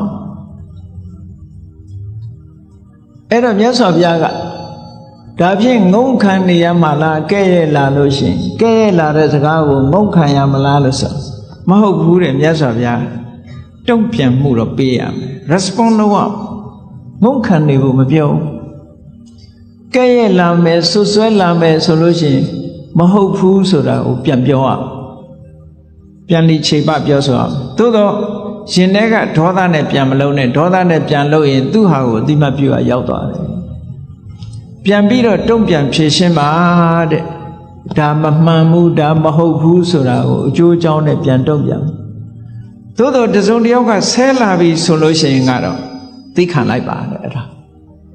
အဲ့ဒါကြတော့တုံ့ပြန်เสียမလို့ဘူးအဲ့တော့ခန္တီဆိုတဲ့သဘာဝတရားကိုလည်းကြည့်လူအများစုကလက်ခံထားတဲ့ခန္တီဆိုတာကငုံခံနေတယ်သို့တော့စိတ်ထဲကမကျေနပ်ဘူးဆိုရင်ခန္တီမဟုတ်ဘူးအဲ့ဒါခန္တီဆိုတဲ့သဘောတရားဟာထိုပုဂ္ဂိုလ်တယောက်ယောက်ကဆဲလာတာကိုလုံးဝအတိမတ်မပြုတ်ဘဲနဲ့ကိုယ့်ရဲ့စိတ်ထဲကမူလစိတ်အခြေအနေပြက်ပြားမသွားအောင်ထိန်းနိုင်မှခန္တီဆိုတဲ့စကားလုံးကို grammar ရှုထောင့်ကပြောမယ်ဆိုရင်ခမှုတဟနေဆိုတဲ့ပုဂ္ဂလာခမှုဆိုတာစွန့်ရည်တတိပဲဘယ်လိုစွန့်ရည်တတိတုံးလို့ဆိုလို့ရှိရင်ကိုယ်စိတ်ဓာတ်ကလေးပင်ကိုယ်စိတ်ဓာတ်ကလေးပြတ်မသွားအောင်ထိန်းနိုင်တဲ့စွန့်ရည်တတိပဲကြည့်လေတန်ငယ်ချင်းနှစ်ယောက်စကားပြောနေတယ်ရဲရဲမောမောနေကြတယ်ဒီပြင်လူတစ်ယောက်ကလာပြီးတော့သူတို့ဆဲလိုက်တယ်ဆိုရင်ဟာနှစ်ယောက်စလုံးထပြီးရှူရှူထိုင်နေဖြစ်သွားရင်ဒါသူတို့ပျော်ရွှင်နေတဲ့စိတ်ကိုသူတို့မထိန်းနိုင်တာပဲလောကဓာတ်မုံတိုင်းဟိုကလာတိုက်တာကိုသူတို့မထိန်းနိုင်လို့ရိမ့်ရိုင်သွားတဲ့သဘောပဲเนาะ သူဘာပြောဘလို့ပဲဆဲအပြုံးမပြတ်ဘူးကိုယ့်ဟာကိုယ်ဆက်စကားပြောနေကြလို့ရှိရင်ခန္တီပဲအဲ့ဒါတော့အဲ့ဒီခန္တီဆိုတာတကယ်မြတ်သူတို့ရဲ့ကျင့်စဉ်ဖို့ပါရမီ10ပါးထဲမှာတောင်ခန္တီပါရမီဆိုတာထည့်ထားတာနော်ခန္တီဟာနှစ်ဦးနှစ်ဝအတွက်အကျိုးရှိတယ်ဒါကြောင့်မို့မြတ်စွာဘုရားကဆွဆွဲလာရင်တော့ဖြည့်ရှင်းပါတဲ့ဆွဆွဲလာတာမဟုတ်ဘူးကဲ့ရဲ့လာတယ်ဆွဆွဲလာတယ်ဆိုရင်ဖြည့်ရှင်းလို့ရတယ်ဆဲရိတ်လာရင်တော့တုံ့ပြန်เสียမလိုဘူးတဲ့သိခံမှုနဲ့နေရမယ်လို့ဒီလိုဆိုတယ်ဒါမှန်ကန်တဲ့လမ်းကြောင်းတွေကိုပေးတာမြတ်စွာဘုရားကိုယ်တိုင်ကလည်းဒီလိုသိခံပြီးတော့နေတာသိခံလိုက်တဲ့ဖြင့်တစ်ဖက်သားဟာသူ့ဘာသူအလိုလိုဆေးမှုတွေရပ်တန့်ပြီးတော့သွားတယ်နောက်ဆုံးမှာစိတ်ဓာတ်တွေပါပြောင်းလဲသွားစေနိုင်တယ်သိခံမှုရဲ့စွမ်းအားမြတ်စွာဘုရားကသိခံမှုရဲ့စွမ်းအားနဲ့အမတန်ကြမ်းတမ်းတဲ့ပုဂ္ဂိုလ်တွေကိုအနိုင်ယူခဲ့ဘူးတဲ့အာလဝကကြီးကိုအနိုင်ယူခဲ့တာသိခံတဲ့စိတ်နဲ့အနိုင်ယူခဲ့တာပဲဘလောက်ကြမ်းတမ်းတဲ့ပုဂ္ဂိုလ်ပဲဖြစ်ဖြစ်သိခံမှုဆိုတာနဲ့အနိုင်ရခဲ့တယ်ပေါ့ဒီကနေ့ခေတ်မှာလည်းပဲသိခံနေလို့နောက်ဆုံးအနိုင်ရသွားတဲ့ပုဂ္ဂိုလ်တွေရှိပါတယ်စိတ်ဓာတ်စွမ်းအားနောက်ဆုံးမှသိခံနေသည့်အတွက်ကြောင့်ကိုကရှုံးသွားအောင်အရှုံးမဟုတ်ဘူးအရှုံးဆိုတာဘာကိုပြောတာတုံးလို့မေးမယ်ဆိုရင်ကိုယ့်ရဲ့တန်တန်မှာအကုသိုလ်တွေဖြစ်သွားမှအရှုံးပါတဲ့သို့တော့လူတွေကအကုသိုလ်ဖြစ်သွားတာကိုအရှုံးလို့မထင်ဘူးဘာကိုအရှုံးထင်တော့ဆိုရင်ခုံကိုထိခိုက်လို့စော်ကားခံလိုက်ရလို့ခုံရှုံးသွားတာကိုရှုံးတယ်လို့ထင်တယ်ပစ္စည်းဥစ္စာဆုံးရှုံးသွားမှဆုံးရှုံးတယ်လို့ထင်တယ်တစုံတစ်ခုဆုံးရှုံးသွားမှဆုံးရှုံးတယ်လို့ထင်တယ်ကိုယ်စိတ်ဓာတ်ကလေးကောင်းမွန်တဲ့စိတ်ဓာတ်ကလေးဆုံးရှုံးသွားတာကြတော့နှမျောရကောင်းမှမသိဘူးတကယ်အနှစ်သာရကကိုယ်စိတ်ဓာတ်ကလေးဆုံးရှုံးမှုကအနှစ်သာရမဆုံးရှုံးမှုကပိုတာဝန်အရေးကြီးတယ်ပစ္စည်းဥစ္စာဆုံးရှုံးသွားတာအပင်ငရဲမရောက်ဘူးခုံသိက္ခာတွေဆုံးရှုံးသွားတာအပင်ငရဲမရောက်ဘူးသိခံလိုက်သည့်အတွက်ကြောင့်ဘာကအပင်ငရဲရောက်တော့ဆိုရင်တုံ့ပြန်ပြီးတော့ဒေါသထွက်လိုက်ရင်အဲ့ဒီဒေါသသည်မကောင်းတဲ့ပုံကိုအ ਨੇ ဆုံးတော့အယုတ်ဆိုးအကြည့်တန်တဲ့ဘဝကိုပို့ပေးတယ်ဒီကနေ့ခေတ်လူတွေမှာကြည့်လိုက်တချို့မျက်နှာလေးတွေပြုံးရွှင်တဲ့မျက်နှာရှိတယ်တချို့မျက်နှာတွေကပြုံးလို့မရတဲ့မျက်နှာမျိုးကြီးတွေရှိဘာဖြစ်လို့ဟိုဘဝတုန်းကခဏခဏစိတ်တူခဲ့လို့စိတ်တူနေတဲ့အချိန်မှန်နဲ့ကြည့်လိုက်ပေါ့ဘလို့မှမလှဘူးလေစိတ်တူနေတဲ့မျက်နှာအဲ့ဒီမျက်နှာမျိုးကြီးတွေကြီးပဲနောက်ရဆက်ပြီးတော့အဲ့ဒါကိုကကိုယ့်အတွက်ဆုံးရှုံးမှုဘဝမှာမလှမပဖြစ်တယ်လို့ဒီလိုပြောတာနော်ဒါကြောင့်မလို့ဗြဟ္မဇာလသုတ်တံမှာမြတ်စွာဘုရားကဒီလိုဟောတာထို့တူပဲပတန်တာလို့ခေါ်တဲ့ချီးမွမ်းခံရမှုနဲ့ကျုံလာပြီဆိုလို့ရှိရင်ဘာလို့ချီးမွမ်းခံရမှုနဲ့ကျုံလာပြီဆိုလို့ရှိရင်လေဝမတာနဲ့ဘဝင်မမြင့်လိုက်နဲ့လို့ပြောရသောအပြင်လူတွေကဝမ်းသာပြီဆိုရင်လောကရန်လို့မထင်ကြဘူးအဲ့ဒါလဲလောကရန်ကိုမခံနိုင်လို့စိတ်ရဲ့လှုပ်ရှားမှုလို့ခေါ်တယ်ချီးမွမ်းခံရလို့ရှိရင်တဲ့ဝမ်းသာနေမယ်ဆိုရင်ဘာဆုံးရှုံးနိုင်တော့ဆိုလို့ရှိရင်အဲ့ဒီဝမ်းသာမှုကြောင့်ဒါလေးတင်ကျဉ်တ်နေပြီးတော့ကိုယ့်ရဲ့တိုးတက်မှုအတွက်အန္တရာယ်ဖြစ်တယ်ဟောဘဝင်မြင့်သွားရင်ဒီတဲ့ပိုဆိုးတဲ့အန္တရာယ်တွေရောက်နိုင်တယ်ပေါ့ဝမ်းသာလွန်အားကြီးနေတဲ့ပုဂ္ဂိုလ်တယောက်အသိဉာဏ်မှာတုံ့သွားနိုင်တယ်ဒါကြောင့်ဝမ်းသာမနေနဲ့ဘာလို့appreciate လုပ်ရမယ်သူပြောတာမှန်တယ်သူချီးမွမ်းတဲ့အတိုင်းဟုတ်တယ်ဒီလိုပဲ appreciate လုပ်ပါဒါလောကရန်တွေနဲ့ပတ်သက်ပြီးတော့မြတ်စွာဘုရားကဟောတဲ့ဒေသနာတွေလက်တွေ့ကျင့်သုံးရမယ်ဟာဘုရားတရားတော်ကဆေးဝါးလိုပဲယောဂပျောက်ခြင်းဆေးဝါးတောက်ရသလိုပဲတရားဓမ္မကိုအတိုင်းဒီဘဝမှာလှပခြင်းလို့ရှိရင်တော့ဖရာရဲ့ဆုံးမဩဝါဒအတိုင်းတကယ်လက်တွေ့ကျင့်သုံးဖို့ကျင့်လို့မရတဲ့တရားဆိုတာမရှိဘူးလက်တွေ့ကျင့်သုံးပြီးကိုယ်စိတ်လေးကိုခိုင်မာအောင်ကြိုးစားအားထုတ်ဖို့ဒါကိုပြောဒုက္ခဒုက္ခလေ လူလောကမှာအစဉ်ပြေတဲ့အခါမှာချမ်းသာလို့အစဉ်မပြေတဲ့အခါမှာဆင်းရဲဒုက္ခအကြက်တဲတွေတွေ့အဲ့လိုတွေ့လာတဲ့အခါမှာလည်းပဲဆင်းရဲဒုက္ခတွေကြုံတဲ့အခါမှာ depression မဖြစ်ဖို့စိတ်ဓာတ်မကျဖို့စိတ်သက်သာရတဲ့နီလန်းတွေနဲ့တွေးရမယ်မြတ်စွာဘုရားပေးထားတဲ့ general point ကတော့ဘာတုံးဆိုလို့ရှိရင်ဘယ်အရာမှမမြဲဘူးတဲ့တခဏပဲဆိုတဲ့အတွေးလေးနဲ့သိခံပါဆင်းရဲတဲ့အတိုင်းအတာတစ်ခုကိုအဲ့ဒါနဲ့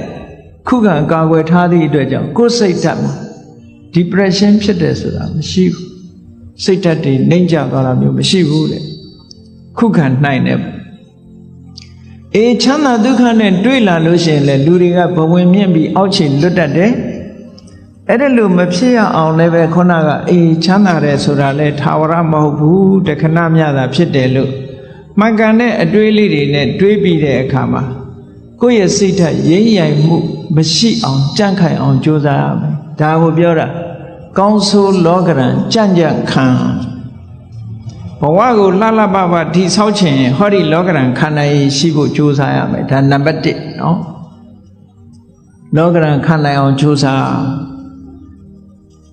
ဘယ်ပုဂ္ဂိုလ်ပဲဖြစ်ဖြစ်လောကရန်ဆိုတာရှိတာကြည့်ပဲဆင်းရဲတဲ့ပုဂ္ဂိုလ်မှလည်းရှိတယ်ချမ်းသာတဲ့ပုဂ္ဂိုလ်မှလည်းရှိတယ်ဘယ်နိုင်ငံသားပဲဖြစ်ဖြစ်ဘာလူမျိုးပဲဖြစ်ဖြစ်ဘာဘာသာကိုယ်ွယ်ဒါတွေကတညီတယ်ပဲဘာဖြစ်လို့လောကဓမ္မလောကရဲ့သဘာဝလို့ပြောတာနော်ကဲရတဲ့ချီးမွမ်းတယ်ဆိုတာချီးမွမ်းတဲ့လူကချီးမွမ်းတယ်ကဲရတဲ့လူကကဲရတယ်အလုံးသိကြလိမ့်မယ်လေတခါတော့ကအမေရိကန်သမ္မတအရင်သမ္မတအီရတ်သွားတဲ့အခါကျတော့သတင်းစာဆရာတယောက်ကဖဏနဲ့ထုတယ်မဟုတ်လားဘာပဲဖြစ်ဖြစ်တခုခုအစော်ကားဆိုတာနိုင်ငံကောင်းဆောင်သမ္မတဖြစ်နေစော်ကားခံရတာမျိုးရှိတာစိတ်ဓာတ်ရေးရမတုံလို့ဖို့ကတိတ်အရေးကြီးတယ်ပေါ့ကိုယ်လည်းကိုယ်အတိုင်းတာနဲ့သူလည်းသူ့အတိုင်းတာလောကမှာနေတဲ့ပုဂ္ဂိုလ်တိုင်းဟာကြည့်စိတ်ဓာတ်ကြန့်ခိုင်ဖို့ကြိုးစားရအဲ့ဒီစိတ်ဓာတ်ကြန့်ခိုင်တယ်ဆိုတာသူကသူကြန့်ခိုင်လာမှာမဟုတ်ဘူးကိုယ်တိုင်ကြိုးစားဖို့လိုအပ်တယ်ဘာဖြစ်လို့လဲဆိုရင်ခန္ဓာကိုယ်ကြီးကြန့်ခိုင်အောင်ဘာတွေလုပ်ကြလူတွေလမ်းလျှောက်ကြတယ်ကျမကြီးလေ့ကျင့်ကြတယ်ဟုတ်တယ်မဟုတ်လားကျမကြီးလေ့ကျင့်ကြတယ် physical exercise တွေလုပ်ကြတယ်အားကစားသမားတွေဆိုမမောနိုင်မပန်းနိုင်အားကစားလေ့ကျင့်မှုတွေပြုသို့သောလောကလူသားတွေမေ့နေတာလှုပ်ဖို့မေ့နေတာဘာလို့ဆိုရင် mental exercise ပဲစိတ်ကိုကြန့်ခိုင်အောင်ကြိုးစားမှုကြတော့အားပြော့နေကြတယ်အဲ့ဒါလို့အားပြော့နေကြသည့်အတွက်ကြောင့်တလောကလုံးတစ်ကမ္ဘာလုံးမှာရှိကြတဲ့လူသားတွေဟာလောကရန်နဲ့ကြုံလိုက်လို့ရှိရင်ရိမ့်ရိုင်ထွက်သွားတယ်စိတ်ဓာတ်ကြန့်ခိုင်မှုအတွက်ကလည်းပဲ physical exercise လုပ်တယ်လို့ mental exercise လုပ်ဖို့လိုအပ်တယ်ပေါ့အဲ့ဒါတရားကျင့်တယ်ဆိုတာအဲ့ဒါပြောတာနော်တရားကျင့်တယ်ဆိုတာအဲ့ဒါပြောတာ physical exercise လုပ်တယ်ဆိုလို့ရှိရင်လူတွေကလမ်းထွက်ရှောင်ရတယ်ကျန်းမာရေးလေ့ကျင့်ရတယ်အပြေးလေ့ကျင့်တယ်ခန္ဓာကိုယ်ကြန့်ခိုင်အောင်လုပ်တယ်ဒါဖြင့်စိတ်ဓာတ်ကြန့်ခိုင်အောင်ဘာလို့ရတရားထိုင်တယ်တို့စိတ်ဓာတ်လေ့ကျင့်ခန်းယူတယ်စိတ်တည်ငြိမ်အောင်ကြိုးစားတယ်ကိုယ်အိမ်မှာကိုယ်နေရင်ကနေပြီးတော့မှန်ကန်တဲ့အတွေးကလေးတွေတွေးတယ်ဆိုပါစို့လောဘစိတ်တွေများနေတယ်တွေ့တာစိတ်တွေများနေတယ်တူနဲ့တူခင်မင်ပြီးတော့သိတ်တွေ့တာမှုတွေများနေလို့ရှင်တွေးလေအေးလူဆိုတာတနေ့ကျတော့ခွဲရအောင်ပါပဲဟောမခွဲခင်တို့ဘာတွေလုပ်မလဲတချို့ကအဲ့ဒါမျိုးကိုစဉ်းစားရမှာမစဉ်းစားချင်ဘူးပေါ့စိတ်ဓာတ်ကြန့်ခိုင်အောင်အဲ့ဒါတွေကလေ့ကျင့်ပေးရဆိုပါစို့နုပြိုးနေတဲ့အရွယ်ရှိတဲ့ပုဂ္ဂိုလ်တွေကစဉ်းစားရမှာပါဇရာဓမ္မောမိဇရံအနတ္တိတောငါမှအိုခြင်းသဘောရှိတယ်အိုတဲ့သဘာဝငါမှရှိနေတဲ့အိုခြင်းတရားကိုငါမလွန်မြောက်နိုင်သေးဘူးလို့ဒီဟာစိတ်ဓာတ်ကြန့်ခိုင်အောင်လေ့ကျင့်မှုတစ်ခုပဲတချို့အဲ့ဒါတွေတွေးရင်စိတ်ပြည့်စရာကြီးလို့ထင်တယ်မဟုတ်ဘူးစိတ်ပြည့်စရာတွေးတာမဟုတ်ဘူးသဘာဝအမှန်ကိုသိအောင်ကြိုးစား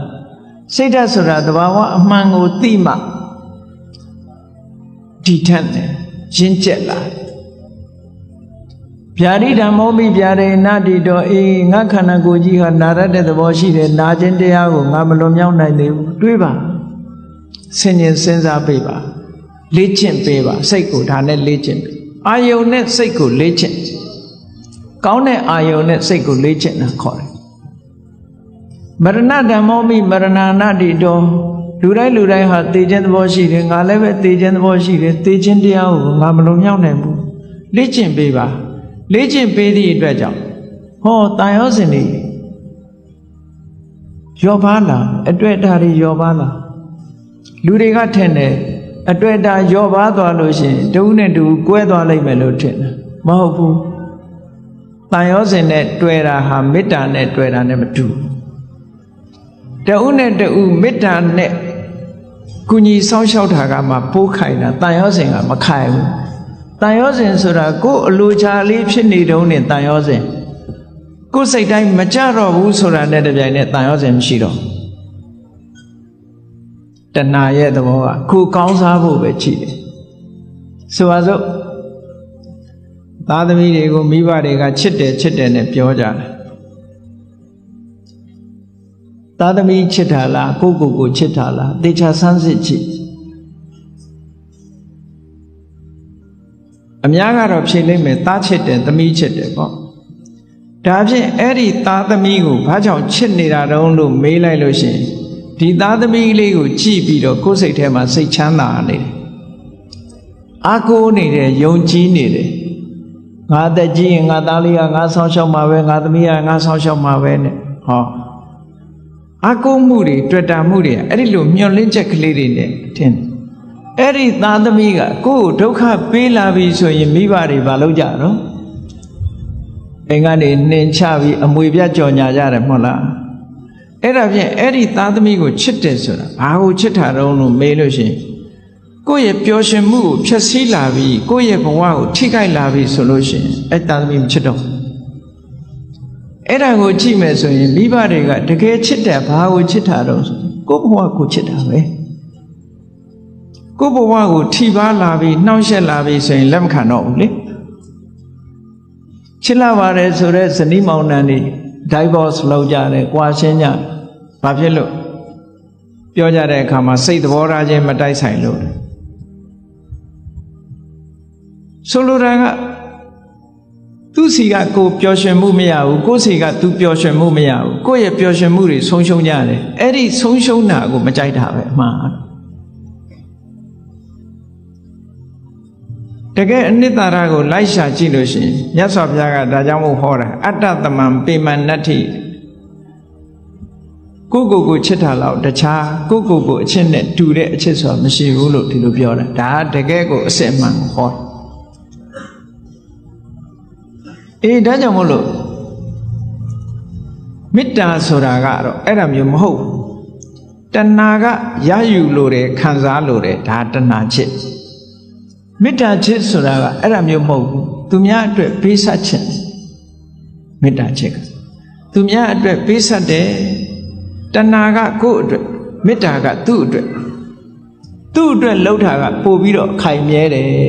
ဘာဖြစ်လို့တော့ဆိုစဉ်းစားရတယ်သူ့အတွက်စဉ်းစားတာကိုယ့်အတွက်မစဉ်းစားဘူးဟိုတစ်ဖက်ကလည်းမေတ္တာနဲ့ဆိုရင်သူ့အတွက်စဉ်းစားတယ်ကိုယ့်အတွက်မစဉ်းစားဘူးအဲ့ဒီတော့သူ့အတွက်ဆင်ပြေးနေလို့ရှိရင်ဟောမကွဲမကွာဖြစ်တာပေါ့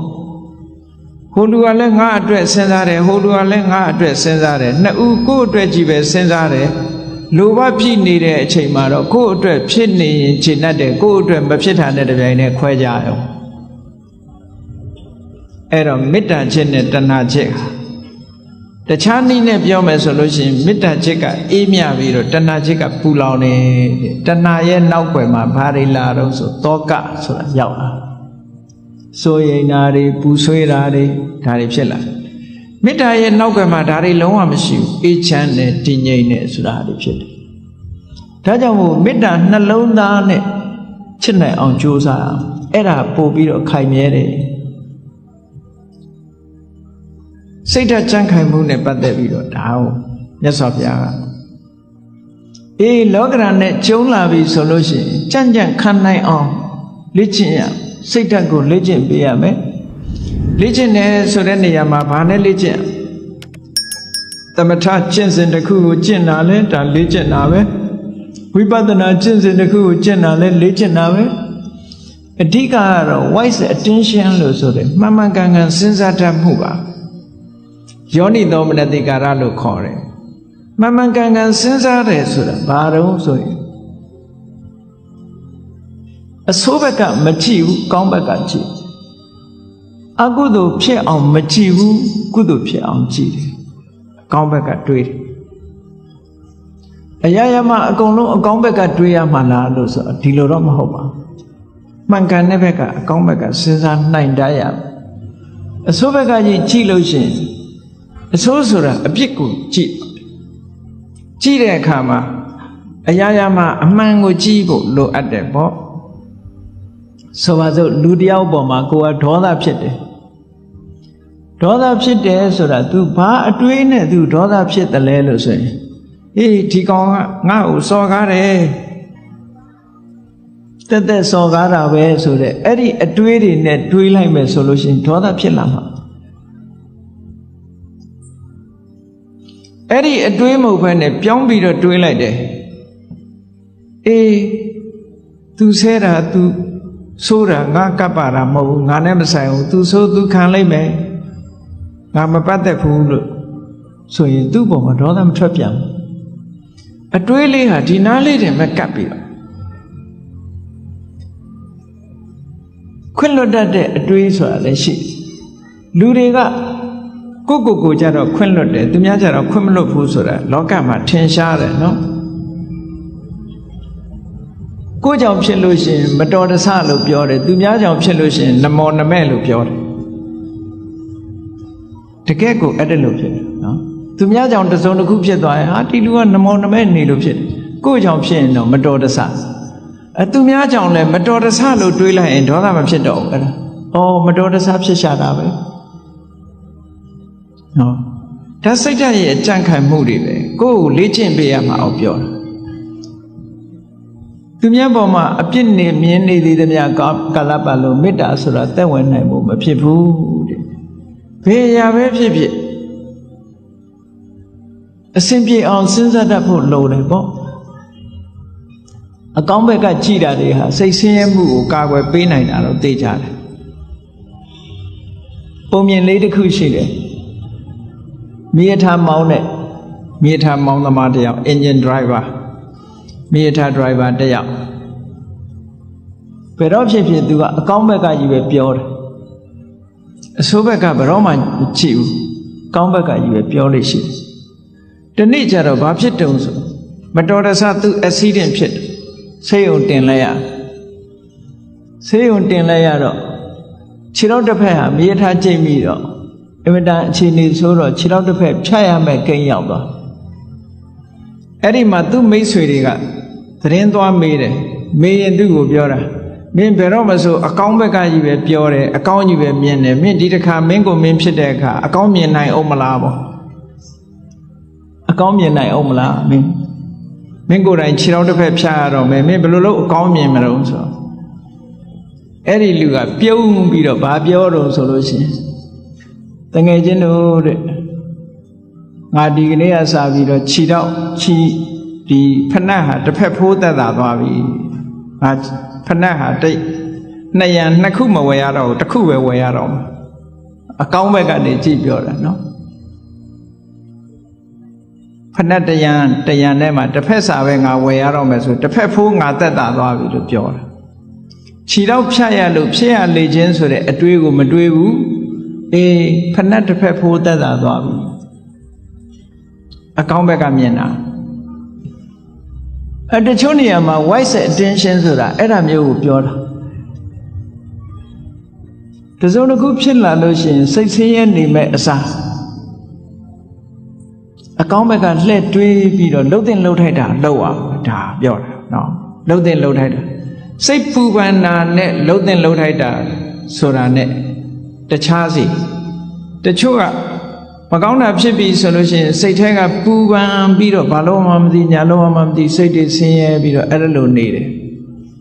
အဲ့ဒါလိုမဟုတ်ဒါအဖြေမဟုတ်ဘူး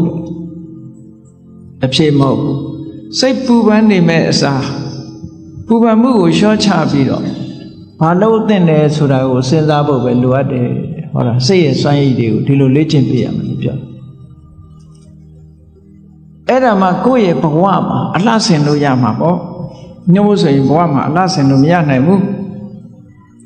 အေးကောင်းပြီကောင်းဆိုးလောကရန်ကြံ့ညံ့ခံလျက်အာမန်အပြည့်တတိမကွာပညာမျှော်မြင်အလုတ်ဝင်အလှဆင်ကြတို့ဘဝကောင်းဆိုးလောကရန်ကြံ့ညံ့ခံဆိုတာလောကရန်ကိုကြံ့ညံ့ခံနိုင်ပြီးစိတ်ဓာတ်တွေကရင့်ကျက်လာပြီဒီလောက်နဲ့ကျေနပ်ရမလားဆိုကျေနပ်ရတယ်ဘာတွေလိုတော့ဆိုရင်စိတ်အားမှန်လေးကိုမွေးမြူရမယ်မန်ဆိုတာမာနကိုပြောတာမဟုတ်ဘူးဒီနေရာမှာစိတ်ဆွမ်းအားတွေကိုပြောတာစိတ်ဆွမ်းအားတွေဆိုတာဘလောက်ထက်မြက်တယ်လဲလူတွေရဲ့တဏ္ဍာမှာရှိတဲ့စိတ်ဆွမ်းအား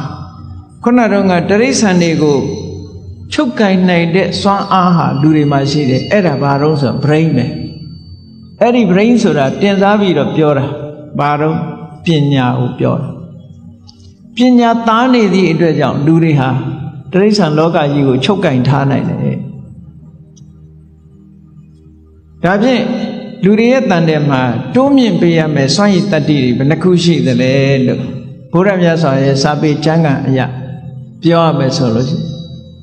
အဋ္ဌိပါဒပြည့်စုံမှုရဲ့အကြောင်းတရားတွေ means of accomplishment အဋ္ဌိဆိုတာ accomplishment ပါဒဆိုတာ mean way of accomplishment condition of accomplishment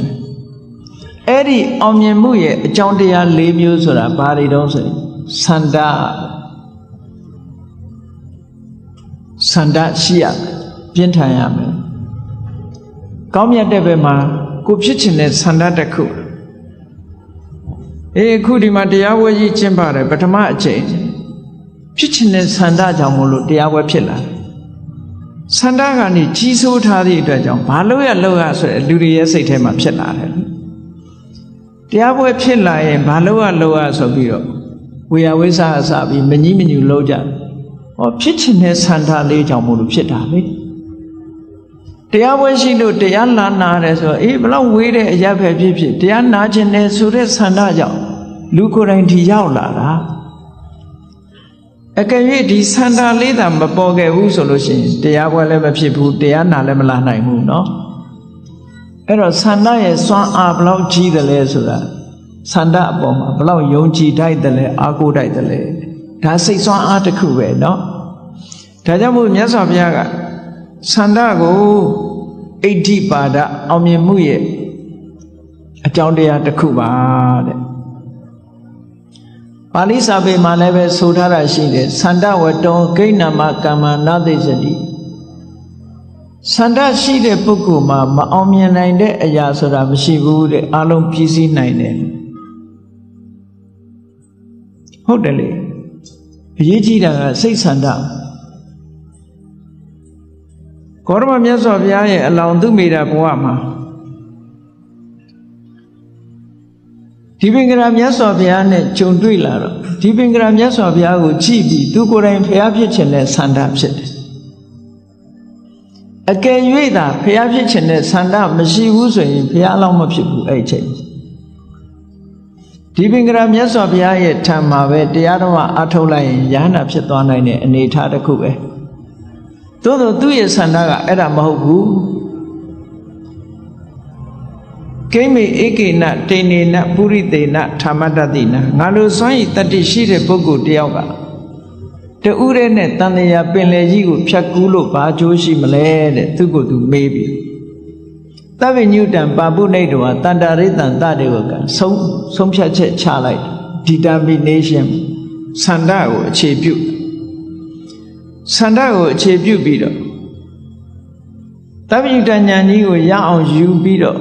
ဖရာဘဝနဲ့တတ္တဝါတွေကိုချစ်ချွတ်မယ်ဆိုတဲ့ဆန္ဒအဲ့ဒီဆန္ဒကြောင့်မို့လို့ဖရာစုပန်တဲ့ကိစ္စအောင်မြင်သွားတာဘယ်လို့ဆိုရင်မအောင်မြင်နိုင်ဘူးတဲ့အဲ့တော့ဒီလောက်ခက်ခဲတဲ့ဖ ရားဖြစ်ဖို့အရာတစ်ခုတောင်အောင်မြင်နိုင်တယ်ဆိုရင်တာမန်ကိစ္စလေးတွေဘာလို့မအောင်ပါတယ်ဆန္ဒရှိလို့ရှင်အောင်ပါတယ်ထိုဆန္ဒကိုပဲမြတ်စွာဘုရားကအဓိပတိလို့ခေါ်သေးတယ်တခါတည်းရန်လူရဲ့စိတ်ဆွမ်းအားတွေကိုဘယ်သူကလွှမ်းမိုးထားတော့ဆိုရင်ဆန္ဒကလွှမ်းမိုးထားတယ်အဲ့ဒါကိုပဲအဓိပတိပစ္စယောလို့24ပစ္စည်းမှာမြတ်စွာဘုရားဟောထားတာဆန္ဒဆိုတဲ့အဓိပတိဒီစိတ်ပိုင်းဆိုင်ရာအလုံးကိုလွှမ်းမိုးကြီးစိုးထားတယ်စိတ်ပိုင်းဆိုင်ရာလွှမ်းမိုးကြီးစိုးထားတယ်လို့စိတ်ပိုင်းကိုလွှမ်းမိုးထားလို့ရှိရင်ရုပ်ပိုင်းဆိုင်ရာကိုလည်းလွှမ်းမိုးကြီးစိုးထားတယ်စိတ်ကိုလွှမ်းမိုးနိုင်ရင်ရုပ်ပါလာတာပေါ့အဲ့ဒါကိုအဘိဓမ္မာမှာသန္တာဓိပတိသန္နတံပြုတ်တကနံဓမ္မနံတံသမုဋ္ဌာနာနိစ္စရူပနံအဓိပတိပစ္စေနပစ္စယောလို့ဒီလိုဟောတာသန္တာဓိပတိဟာသန္နနဲ့ရှင်တွဲလာတဲ့စိတ်ဓာတ်တွေထိုစိတ်ဓာတ်ကထုတ်လုပ်လာတဲ့ရုပ်တွေအဲ့ဓာတွေပေါ်မှာကြီးစိုးထားတယ်ဒါကြောင့်မို့လို့တစုံတစ်ခုလှုပ်ချင်ပြီဆိုတဲ့သန္တာပေါ်လာတာနဲ့တကြိမ်နဲ့ထိုသန္တာသည်ရော်ရဲရဲသန္တာမျိုးမဟုတ်ဘူးဆိုရင်အောင်မြင်အောင်လုပ်တာပဲလို့ဒါဆန္ဒကနေဥဆောင်သွားဆန္ဒကဥဆောင်သွားတဲ့အခါမှာအလှည့်ကဆန္ဒကဥဆောင်လို့စလာပြီဆိုရင်နောက်ကဘယ်သူဥဆောင်ဖို့လိုသေးတယ်လို့ဆိုရင်ဝိရိယဥဆောင်ဖို့လိုတယ်ဆန္ဒတော့ရှိပါရဲ့ကြိုးပမ်းအထောက်မှုမရှိဘူးဆိုမရပြန်ဘူးအဲ့ဒါကြောင့်မို့လို့မြတ်စွာဘုရားကဘက်ဆောင်ကနေခေါ်ထားတာစိတ်ဆန္ဒရှိပြီးတဲ့နောက်ဘာလို့ဖို့လို့လဲကြိုးပမ်းအထောက်ဖို့လိုသေးတယ်ဒါကြောင့်မို့ဝိရိယဓိပတိဝိရိယဓိပါဒအောင်မြင်ပြည့်စုံမှုမှာကြိုးပမ်းမှုမြတ်စွာဘုရားအလောင်းဟာ6နှစ်ပတ်လုံးအမတန်ပင်ပန်းခဲတဲ့ဒုက္ခရစရိယာလုံနိုင်ခဲ့တဲ့အကျင့် austere practice လို့ခေါ်သိဆင်းရဲအိန္ဒိယနိုင်ငံမှာကျင့်ကြတဲ့ခန္ဓာကိုယ်ကိုညှင်းဆဲပြီးတော့ကျင့်တဲ့အတ္တကိလမထာနုယောဂဆိုတဲ့အကျင့်မျိုးတွေအစာဖြတ်ပြီးတော့ကျင့်တယ်ရေဖြတ်ပြီးတော့ကျင့်တယ်ခန္ဓာကိုယ်ညှင်းဆဲခံပြီးတော့အစာဆင်းရဲအနေဆင်းရဲလုပ်ပြီးတော့ကျင့်တယ်တန်တရားဥက္ကလွတ်ဖို့မရမနေလုပ်မယ်ဆိုတဲ့ကြိုးပမ်းအထောက်မှုဘုရားလောင်းတော်ကြီးကတောထဲမှာတယောက်တည်းကျင့်နေတဲ့အချိန်ကာလတုန်းကဆိုလို့ရှိရင်သူ့ကိုယ်သူကိုလူမြင်မခံဘူးတောထဲမှာနေတာအဝတ်မို့အဖူအဲ့ဒီချိန်ဝလစ်လက်နေတယ်လူတန်းခြေတန်းကြားလိုက်တာနဲ့လက်ခနဲ့ပြေးထွက်သွားတာဘယ်သူမှအမြင်မခံအောင်တောထဲမှာဒုက္ခရစရိယာလို့ခေါ်တဲ့ပင်ပန်းခဲခဲနဲ့အကျင့်တွေကိုကျင့်ဘာစားလဲလို့ဆိုတော့တောဝမှာတောဆက်မှာနွားခြံတွေပါလေလာလောက်ထားတော့နွားကလေးတွေအဲ့ဒီမှာမွေးဖွားတယ်နို့ပဲတောက်သေးတဲ့နွားကလေးတွေကယူတဲ့မစင်ကိုနွားချီကိုလာပြီးတော့စားတာအဲ့ဒါစားပြီးတော့ကျင့်တာနော်အဲ့ဒါလို့ပင်မဆင်းရဲတဲ့ဒီအကျင့်တွေနဲ့ကျင့်ပြီးတော့6နှစ်ပတ်လုံးဒုက္ခရစရိယာတွေကျင့်ကြံကြိုးကိုအားထုတ်လိုက်တာနောက်ဆုံးကြတော့ဆုံးကန်းတိုင်အောင်လိုက်ကြည့်တော့လည်းပဲအောင်မြင်မှုမရတဲ့နောက်ပိုင်းကြတော့မှအဲ့ဒီကြတော့ကြိုးပမ်းအားထုတ်မှုကကန်းကုန်သွားပြီဘာလိုအပ်တုံဆိုအသိဉာဏ်လိုအပ်လာဗျဒါမှန်ကန်တဲ့လမ်းလျှောက်မှလည်းတစ်ခါတလေကြိုးပမ်းအားထုတ်လို့ရဒါကြောင့်မို့ဝိရိယဓိပတိဝိရိယကကြိုးပမ်းအားထုတ်ပေမဲ့လို့အသိဉာဏ်ရှိဖို့လိုသေးတယ်ဆိုဝိမန္တာဓိပတိအသိဉာဏ်နဲ့စဉ်းစားကြည့်ပြီးဒီလမ်းကမှန်သလားဟိုလမ်းကမှားသလားဘုရားလောင်းတော်ကြီးကဉာဏ်နဲ့ဆင်ခြင်သုံးသပ်လိုက်တယ်ပင်ပင်ပန်းပန်းခံပြီးတော့ကြိုးစားအထုတ်လို့ခန္ဓာကိုယ်ပင်ပန်းနွမ်းလဲအဆုံးဂိတ်ဆုပ်ထီအောင်ရောက်အောင်ကျင့်လိုက်တော့ဘာတွေးမိလာတော့ဆိုရင်လောကမှာသူလောက်ပင်ပန်းခန္ဓာကျင့်တဲ့ပုဂ္ဂိုလ်ပင်ပန်းခံလို့ရမယ်ဆိုရင်ငါရပြီဘသူအောင်မှငါမရော့ဘူးဝိရိယကိုအစွမ်းကုန်မြင့်ပြီအဲ့တော့မရတာထောက်လို့ရှိရင်သိရအင်ညောမက်ခောဘောဓာယခေါင်းထဲမှာအတွေးလေးတစ်ခုဝင်လာအမှန်တရားကိုသိဖို့ဆိုတာနောက်တခြားလမ်းဖြစ်လိမ့်မယ်ဒီလမ်းကတော့မရှိတော့ဘူးလမ်းဆုံးအောင်လိုက်တယ်သူကြိုးပမ်းအထောက်မှုနဲ့ပတ်သက်ပြီးဒီလမ်းကြောင်းတစ်ခုရှောင်းလိုက်ရင်အဆုံးထိအောင်လိုက်ကြည့် ကြည့်လို့လမ်းဆုံးမှာဘာမှမတွေ့တော့ဘူးဆိုတဲ့အခါမှာအေးငါသွားမဲ့လမ်းဒီလမ်းမဟုတ်နိုင်ဘူးတခြားလမ်းရှိလောက်တယ်ဆိုပြီးတော့လမ်းကြောင်းပြောင်းလိုက်တဲ့အခါမှာဘုရားဖြစ်သူရောက်သွားတာဟောဝီရိယနဲ့ပတ်သက်လာလို့ရှိရင်လည်းအမတန်မှပြင်းထန်တဲ့ဝီရိယရှိခဲ့တယ်ပေါ့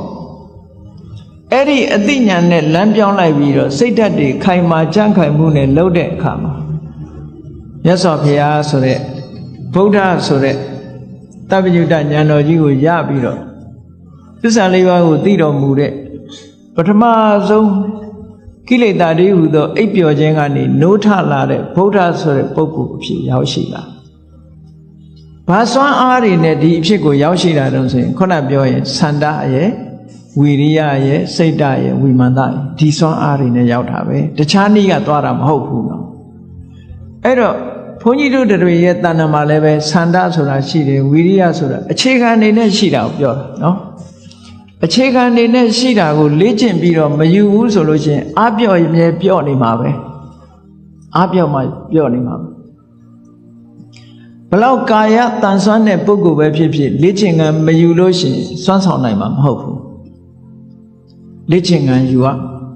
အဲ့ဒါကြောင့်မို့လို့ကိုယ်တဏ္ဍာမှာရှိတဲ့သန္တာတို့ဝီရိယတို့ဝိမာန်တို့စိတ်ဓာတ်တို့ဆိုတဲ့ဒီစွမ်းအားတွေကိုလေ့ကျင့်ကံယူပြီးတော့အထွတ်ထိပ်ရောက်အောင်မြင့်တင်ထားနိုင်မယ်ဆိုရင်အင်မတန်မှစွမ်းအားထက်ပါတယ်တဲ့ဘလောက်ထိစွမ်းအားထက်တုံဆိုရင်မြတ်စွာဘုရားကပြိဋိဘံသံဃာနီးမှာရှင်အနန္ဒာကိုမိန့်ကြားခဲ့တဲ့စကားတစ်ခုဟာမှတ်သားเสียရတယ်ရှင်အနန္ဒာကိုဘာမိန့်ရှိတုံဆိုရင်အနန္ဒာတဲ့အိဋ္ဌိပတ်၄ပါးလို့ခေါ်တဲ့သန္တာဝီရိယဝိမာန်တို့ကိုစနစ်တကျတိုးတက်အောင်လေ့ကျင့်ထားတဲ့ပွားများအထောက်ထားတဲ့ပုဂ္ဂိုလ်ဟာတက်တန်းစီအောင်နေနိုင်တယ်သို့မဟုတ်တက်တန်းကျော်အောင်နေနိုင်တယ်။ဩသေခြင်းတရားတော်တားဆီးထားနိုင်တယ်လို့ပြောတာနော်။အတိုင်းအတာတစ်ခုရလုံးဝမသိအောင်ပြောတာတော့မဟုတ်ဘူးလုံးဝမသိအောင်ဆိုတာတော့မဖြစ်နိုင်ဘူး။သေခြင်းတရားကိုအတိုင်းအတာတစ်ခုရတားဆီးထားနိုင်တယ်။မြတ်စွာဘုရားကိုယ်တိုင်ပဲအားလုံးကြည့်နောက်ဆုံး10လမြတ်ဗုဒ္ဓဆိုတဲ့မဟာပရိနိဗ္ဗာန်သုတ်မှာလာတဲ့ပရိနိဗ္ဗာန်မဆံခင်10လပရိနိဗ္ဗာန်ဆံမှု10လအလိုဝါဆိုလာပြီးကျော်တရက်လာမဲ့ကဆုံလမှာပရိနိဗ္ဗာန်ဆံမယ်ဆိုရင်ဝါဆိုလာပြီးကျော်တရက်မြတ်စွာဘုရားအမတန်ပြင်းထန်တဲ့ယောဂဝေဒနာတစ်ခုဖြစ်သွားအဲ့ဒီယောဂဝေဒနာကဘလောက်ပြင်းထန်တယ်လဲဆိုရင်မာရဏန္တိကဆိုတာသေခြင်းနာကတ်သွားသို့မဟုတ်သေမပြောင်းမဲ့ယောဂမျိုးပေါ့ခေတ်စကားနဲ့ပြောရင်တော့အင်ကေဝါတွေပေါ့ကုလို့မရဘူးဆိုယောဂမျိုးနော်ဆရာဝန်တွေလက်တဲ့ယောဂမျိုးလို့ဆိုကုလို့မရတော့ဘူးလို့ပြောရတဲ့ယောဂမျိုးအင်ကေဝါတွေပေါ့အဲ့ဒီယောဂမျိုးဖြစ်တာမြတ်စွာဘုရားက10လအတွင်းအဲ့ဒီယောဂမပေါ်အောင်ထိန်းလိုက်တယ်ဘာနဲ့ထိန်းလို့ဆိုရင်ဟောဒီသန္တာဝီရိယဝိမာန်စိတ်ဓာတ်ဆိုတဲ့အိဋ္ဌိပတ်၄ပါးအင်အားတွေစုစည်းပြီးတော့အာယုသင်္ခါရဖလတ္တမပတ်ဝင်စားပြီးတော့မြတ်စွာဘုရားထိန်းလိုက်တယ်ထိန်းလိုက်တာ10လတိတိအဲ့ဒီယောဂပြန်မပေါ်ခုခေတ်ကတော့အဲ့လိုစိတ်ဆွမ်းအားမရှိတဲ့အခါဘာလို့တုံးဆိုရင်တေကန်နေလို့ဆိုရင်ဆိုလူကုတ်တဲ့ထိုးပေးတာစိတ်ဆွမ်းအားရှိနေသည့်အတွက်ကြောင့်စိတ်ဆွမ်းအားကိုအသုံးပြုပြီးတော့10လတိတိယောဂမပေါ်အောင်ထိန်းထားလိုက်တာမန်ဖလတ္တမဘမျိုးဆိုရင်မထိန်းနိုင်ဘူးတဲ့အဲ့ဒီနေရာမှာအာယုသင်္ခါရဖလတ္တမဘဆိုသန္တာဝီရိယဝိမာန်စိတ်ဓာတ်ဆိုတာဒါရီဆွမ်းအားတွေမြင့်ပြီးတော့ဝိပဿနာကိုအသေးစိတ်တိုးမြင့်ပြီးတော့ဝိပဿနာကျင့်စဉ်ကိုဝိပဿနာကျင့်စဉ်နဲ့စွမ်းအားပြည့်တဲ့ဝိပဿနာနဲ့ရောက်ရှိသွားတဲ့ဖလသမဘတ်ကိုဆိုလို့အဲ့ဒီဖလသမဘတ်နဲ့ထိမ့်လိုက်တာ10လအတွင်းဒီယောဂတွေလုံးဝပေါ်မလာတော့ကျမ်းမာသွားတယ်ဘယ်ကလေးကျမ်းမာလဲဟောစိတ်စွမ်းအားနဲ့ဖြစ်တာဘာကြောင့်မြတ်စွာဘုရားက10လတိတိယောဂတွေမပေါ်အောင်ထိမ့်တယ်လဲလို့ဆိုရင်သူ့အတွက်မဟုတ်ဘူးဖျားပွင့်လာတာသူ့အတွက်မဟုတ်ဘူး တတဝါတွေအတွက်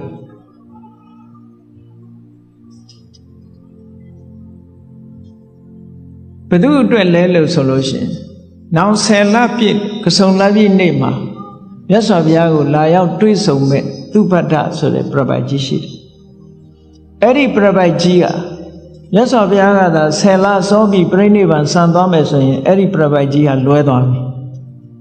ဘုရားတရားတော်ကိုမနာလိုက်ရဘူးဆိုလို့ရှိရင်အဲ့ဒီပြပိုက်ကြီးကလွဲသွားပြီဒီဘဝမရရဲ့နောက်ဘဝလည်းတော်တော်လေးဝေးသွားပြီပေါ့ခွင့်ကောင်းဆိုတာတစ်ခါတစ်ခါမှကြုံတာနော်လွဲသွားရင်နောက်ထပ်ပြန်မလာဘူးရှိလေမြတ်စွာဘုရားကသမထကျင့်စဉ်တွေကိုနီးယူပြီးတော့ကျင့်သုံးခဲ့တဲ့သူ့ရဲ့လောကီဘက်ကဆရာတွေလို့ပြောရမှာပေါ့သမထကျင့်စဉ်ကိုနီးလန်းပြီးပြလောက်လာတဲ့အာလာရကာလမဆိုတဲ့ယသိကြီးဥဒကရာမဗုဒ္ဓဆိုတဲ့ယသိကြီးတွေသမထကျင့်စဉ်တော့သူတို့ထွတ်ထိပ်ရောက်အောင်ပေါ့ရောက်ခဲ့ကြဥဒကရာမဗုဒ္ဓဆိုတာထွတ်ထိပ်ရောက်သို့တော့ဘုရားကသစ္စာလေးပါးဝိပဿနာကျင့်စဉ်ကြီးကိုတွေးရှိပြီးတော့သစ္စာလေးပါးကိုသိတဲ့ဘုရားဖြစ်ပြီးတဲ့နောက်မှာတရားဟောဖို့ကြည်လိုက်တော့တဦးကတပတ်စောပြီးတော့ကွယ်လွန်သွားတယ်နောက်တဦးကတညတာစောပြီးတော့ကွယ်လွန်သွားရောသူတို့နောက်ရိမတ္တရဘုရားလည်းသူတို့တွေ့မှာမဟုတ်တော့ဘာဖြစ်လို့အရုပဘုံရောက်နေကြအရုပဘုံဆိုတာနန်းကြီးပဲရှိတယ်ဘုရားတရားဟောတဲ့အတန်နားမရှိတော့ကြားရမှာမဟုတ်မကြားရရင်သွားရောနန်းကြီးပဲအဲ့ဒီလိုနေကဘာပေါင်းမြောက်များစွာအသက်ရှိအဲ့ဒီကပြန်သေးအောင်မယ်သေးလာတဲ့အခါမှာလူပြေရောက်နာပြေရောက်မကောင်းတဲ့ဘုံရောက်ချင်လေရောက်သွားအောင်မယ်ဆုံးရှုံးနေနာမှုတွေဒီလိုရှိတယ်ပေါ့ထို့တူပဲသုဘဒကြီးကလွဲသွားနိုင်တယ်ဒါကြောင့်မို့မြတ်စွာဘုရားကဒါဖြင့်မလွဲအောင်ကြိုတင်သွားပြီးတော့တရားဟောပါလားဆိုရင်အဲ့ဒီချိန်မှာစိတ်မဝင်စားသေးဘူး10လစောပြီးသွားတရားဟောရင်လည်းစိတ်ဝင်စားမှမဟုတ်ဘူးနော်လူဆိုတာစိတ်ဝင်စားမှလုပ်တာလေခုကြည့်ပါလားဒီလမ်းမှာတောင်တရားပွဲအခုမှပထမအချိန်ဆိုတော့စိတ်ဝင်စားလို့လုပ်တာအဲ့တော့သုဘဒပြပိုက်ကြီးကစိတ်ဝင်စားတာမဟုတ်သေးဘူးနောက်ဆုံးမြတ်စွာဘုရားကုသနာယုံရောက်လို့ပြိဋိဘံဆံတော်မဲ့ညသကောင်းအချိန်လောက်ရောက်မှသူဘုရားစီရောက်လာတာရောက်လာတော့မှသူကယင်ထဲကတန်တရားစကားကိုမေးခြင်းလို့ရောက်လာဗာမေးတုံးဆိုတော့ခိုင်းเสียဘာသာရေးခေါင်းဆောင်နေသူဘက်ကသူတို့ကိုသူတို့ဖျားလို့ဝန်ခံနေကြတယ်သူတို့ဝန်ခံတဲ့အတိုင်းဟုတ်သလားမဟုတ်ဘူးလားဆိုတာလာမေးတယ်သူကမြတ်စွာဘုရားကအဲ့ဒါတွေမေးမနေနဲ့သူ့မှာအချိန်မရှိဘူးပေါ့အဲ့ဒါတွေမမေးနဲ့ဘုရားကရှင်းရှင်းလေးပြောတယ်မဂ္ဂင်၈ပါးဆိုတဲ့အကျင့်တရားမဂ္ဂင်၈ပါးဆိုတာအပြင်မှာရှိတာမဟုတ်ဘူးကိုယ်စိတ်ထဲမှာရှိတာမဂ္ဂင်၈ပါးဆိုတာအကျင့်အပြင်မှတ်ခြင်းနော်အမှန်မြင်တာရဲ့အမှန်တွေးတာရဲ့အမှန်ပြောတာရဲ့အမှန်လှုပ်တာရဲ့မှန်ကန်တဲ့အသက်မွေးမှုနဲ့ယက်တည်တာရဲ့မှန်ကန်စွာကြိုးစားတာရဲ့မှန်ကန်တဲ့တတိမှန်ကန်တဲ့စိတ်တည်ငြိမ်မှုဆိုအဲ့ဒီစိတ်ဆွမ်းအားတွေကိုပြောတာနော်အဲ့ဒီစိတ်ဆွမ်းအားတွေကိုမထူထောင်ပဲအဲ့ဒီလမ်းကမလျှောက်ဖဲနဲ့ဘယ်ပုဂ္ဂိုလ်မှသောတာပန်သဂရကအနာဂါယနာဆောင်ဖြစ်နိုင်ဘူးမဂ္ဂင်၈ပါးအကျင့်တရားမရှိရင်စစ်မှန်တဲ့သာသနာကိုမဟုတ်ဘူးလို့ဒီလိုပြော။တန်တရားဝတ်ကဘယ်သူမှမလွတ်နိုင်ဘူးဒီလမ်းကြောင်းဟာတစ်ကြောင်းနဲ့ပဲရှိတယ်လို့မြတ်စွာဘုရားဟောပြီးအဲ့ဒီမှာသူလက်ခံပြီးဗုဒ္ဓဘာသာအဖြစ်ကူးပြောင်းလို့ထိုညမှာပဲယဟန်ဝတ်တရားကျင့်ဘုရားပြိဋိဘံမဆိုင်ခင်လေးမှာယဟနာဖြစ်သွားတယ်။နောက်ဆုံးတပည့်လို့ခေါ်တယ်။သူ့အတွက်မြတ်စွာဘုရားဟာဆယ်လတိတိယောဂမဖြစ်အောင်ထိန်းလိုက်တယ်။အဲ့ဒါဘာနဲ့ထိန်းလို့ဆိုရင်ဟောဒီသန္တဝီရိယဝိမန္တစိတ်တဆိုတဲ့ဒီစွမ်းအားတွေနဲ့ထိန်းတာလို့ပြောဒါကြောင့်မို့လို့လူတွေရဲ့စိတ်စွမ်းအားဟာလူတွေထဲမှာပဲရှိဘာဖြစ်လို့ဒီစိတ်စွမ်းအားတွေကစွန့်ရည်တတိတွေမဖြစ်တယ်လဲလို့ဆိုလို့မလုပ်လို့မလေးကျင့်လို့မဖြစ်တာတကယ်လေးကျင့်ရင်လောကီကိစ္စမပြောနဲ့လောကုတ္တရာကိစ္စတွေထီအောင်ဖြစ်လာနိုင်ပါလေ လူတွေမှာဘာဖြစ်လဲဆိုရင်ဆန္ဒကမရှိကြဘူးလူတွေဆန္ဒရှိတာဘယ်ဘက်ကဆန္ဒရှိလောဘနဲ့တွဲတဲ့ဆန္ဒရှိတယ်ဒေါသနဲ့တွဲတဲ့ဆန္ဒရှိတယ်လူတွေမှာရှိတဲ့အများစုမှာရှိတဲ့ဆန္ဒကအဲ့ဒါမှာပစ္စည်းလိုချင်တယ်နော်ချမ်းသာခြင်းနဲ့ကြီးပွားခြင်းနဲ့ဆန္ဒကအဲ့ဒီဘက်မှာရှိတယ်အဲ့ဒီဘက်ရှိတဲ့ဆန္ဒကဒါလောကီဘက်ထိုက်တဲ့လောက်ကြီးပွားမှုတော့ရှိတရားဘက်ကိုဆန္ဒမရှိသေးတဲ့မြတ်တရားကိုသိတဲ့အသိဉာဏ်မရနိုင်သေးဘူးဆန္ဒရှိဖို့လိုတယ်နောက်တစ်ခုဝီရိယလည်းလုံလောက်တဲ့ဝီရိယရှိဖို့လိုတယ်လုံလောက်တဲ့ဝီရိယမရှိသေးရင်မရသေးဘူးစိတ်ဓာတ်ကြံ့ခိုင်မှုကလည်းအမတန်မှအရေးကြီးတယ်ဘုရားအလောင်းတော်လို့6နှစ်ပတ်လုံးဒုက္ခရစရိယကျင့်တာလမ်းဆုံးထီအောင်လိုက်တယ်စိတ်ဓာတ်ဘလောက်ကြံ့ခိုင်တယ်လဲခန္ဓာကိုယ်ဟာဘလောက်ကျမ်းမာရေးထိခိုက်သွားတယ်လဲဆိုရင်ဘုရားအလောင်းတော်ကြီးကကျင့်နေတဲ့အချိန်မှာတော့သူ့လက်ကိုလက်တစ်ဖက်နဲ့ပွတ်လိုက်လို့ရှိရင်လက်မှာရှိတဲ့အမွှေးတွေကျွတ်ကျသွားတယ်အဲ့လောက်ထိအောင်ကျမ်းမာရေးဘိုက်ကင်လို့ရှိရင်ကြောရိုးကုန်းထိနေတယ်ကြောရိုးကုန်းနဲ့ဘိုက်နဲ့ချက်နေတယ်လို့ဒီလိုပြောတာနော်မျက်လုံးနှလုံးကဘယ်လောက်ထိအောင်ရှိသွားတော့ဆိုရေတွင်းကြည့်ရတယ်လို့ပဲမျက်လုံးအိမ်နေထဲမှာမျက်လုံးကနေခြိုက်ဝင်းနေတယ်လို့ပြောပါကစ္စတန်ခန္ဓာရဗဟုပညာနဲ့ထုထားတဲ့6နှစ်ပတ်လုံးဒုက္ခရစရိယကျင့်တဲ့ရုပ်ပုံကြီးမြင်ဘူးကြပါလိမ့်မယ်နော်စကယ်တန်အယိုးပြိုင်ပြိုင်ထပြီးတော့နေတဲ့ပုံကြီးလေအဲ့ဒီအနေထားထိအောင်ကြိုးပမ်းနိုင်တဲ့ဝီရိယနေတဲ့ဝီရိယမဟုတ်ဘူး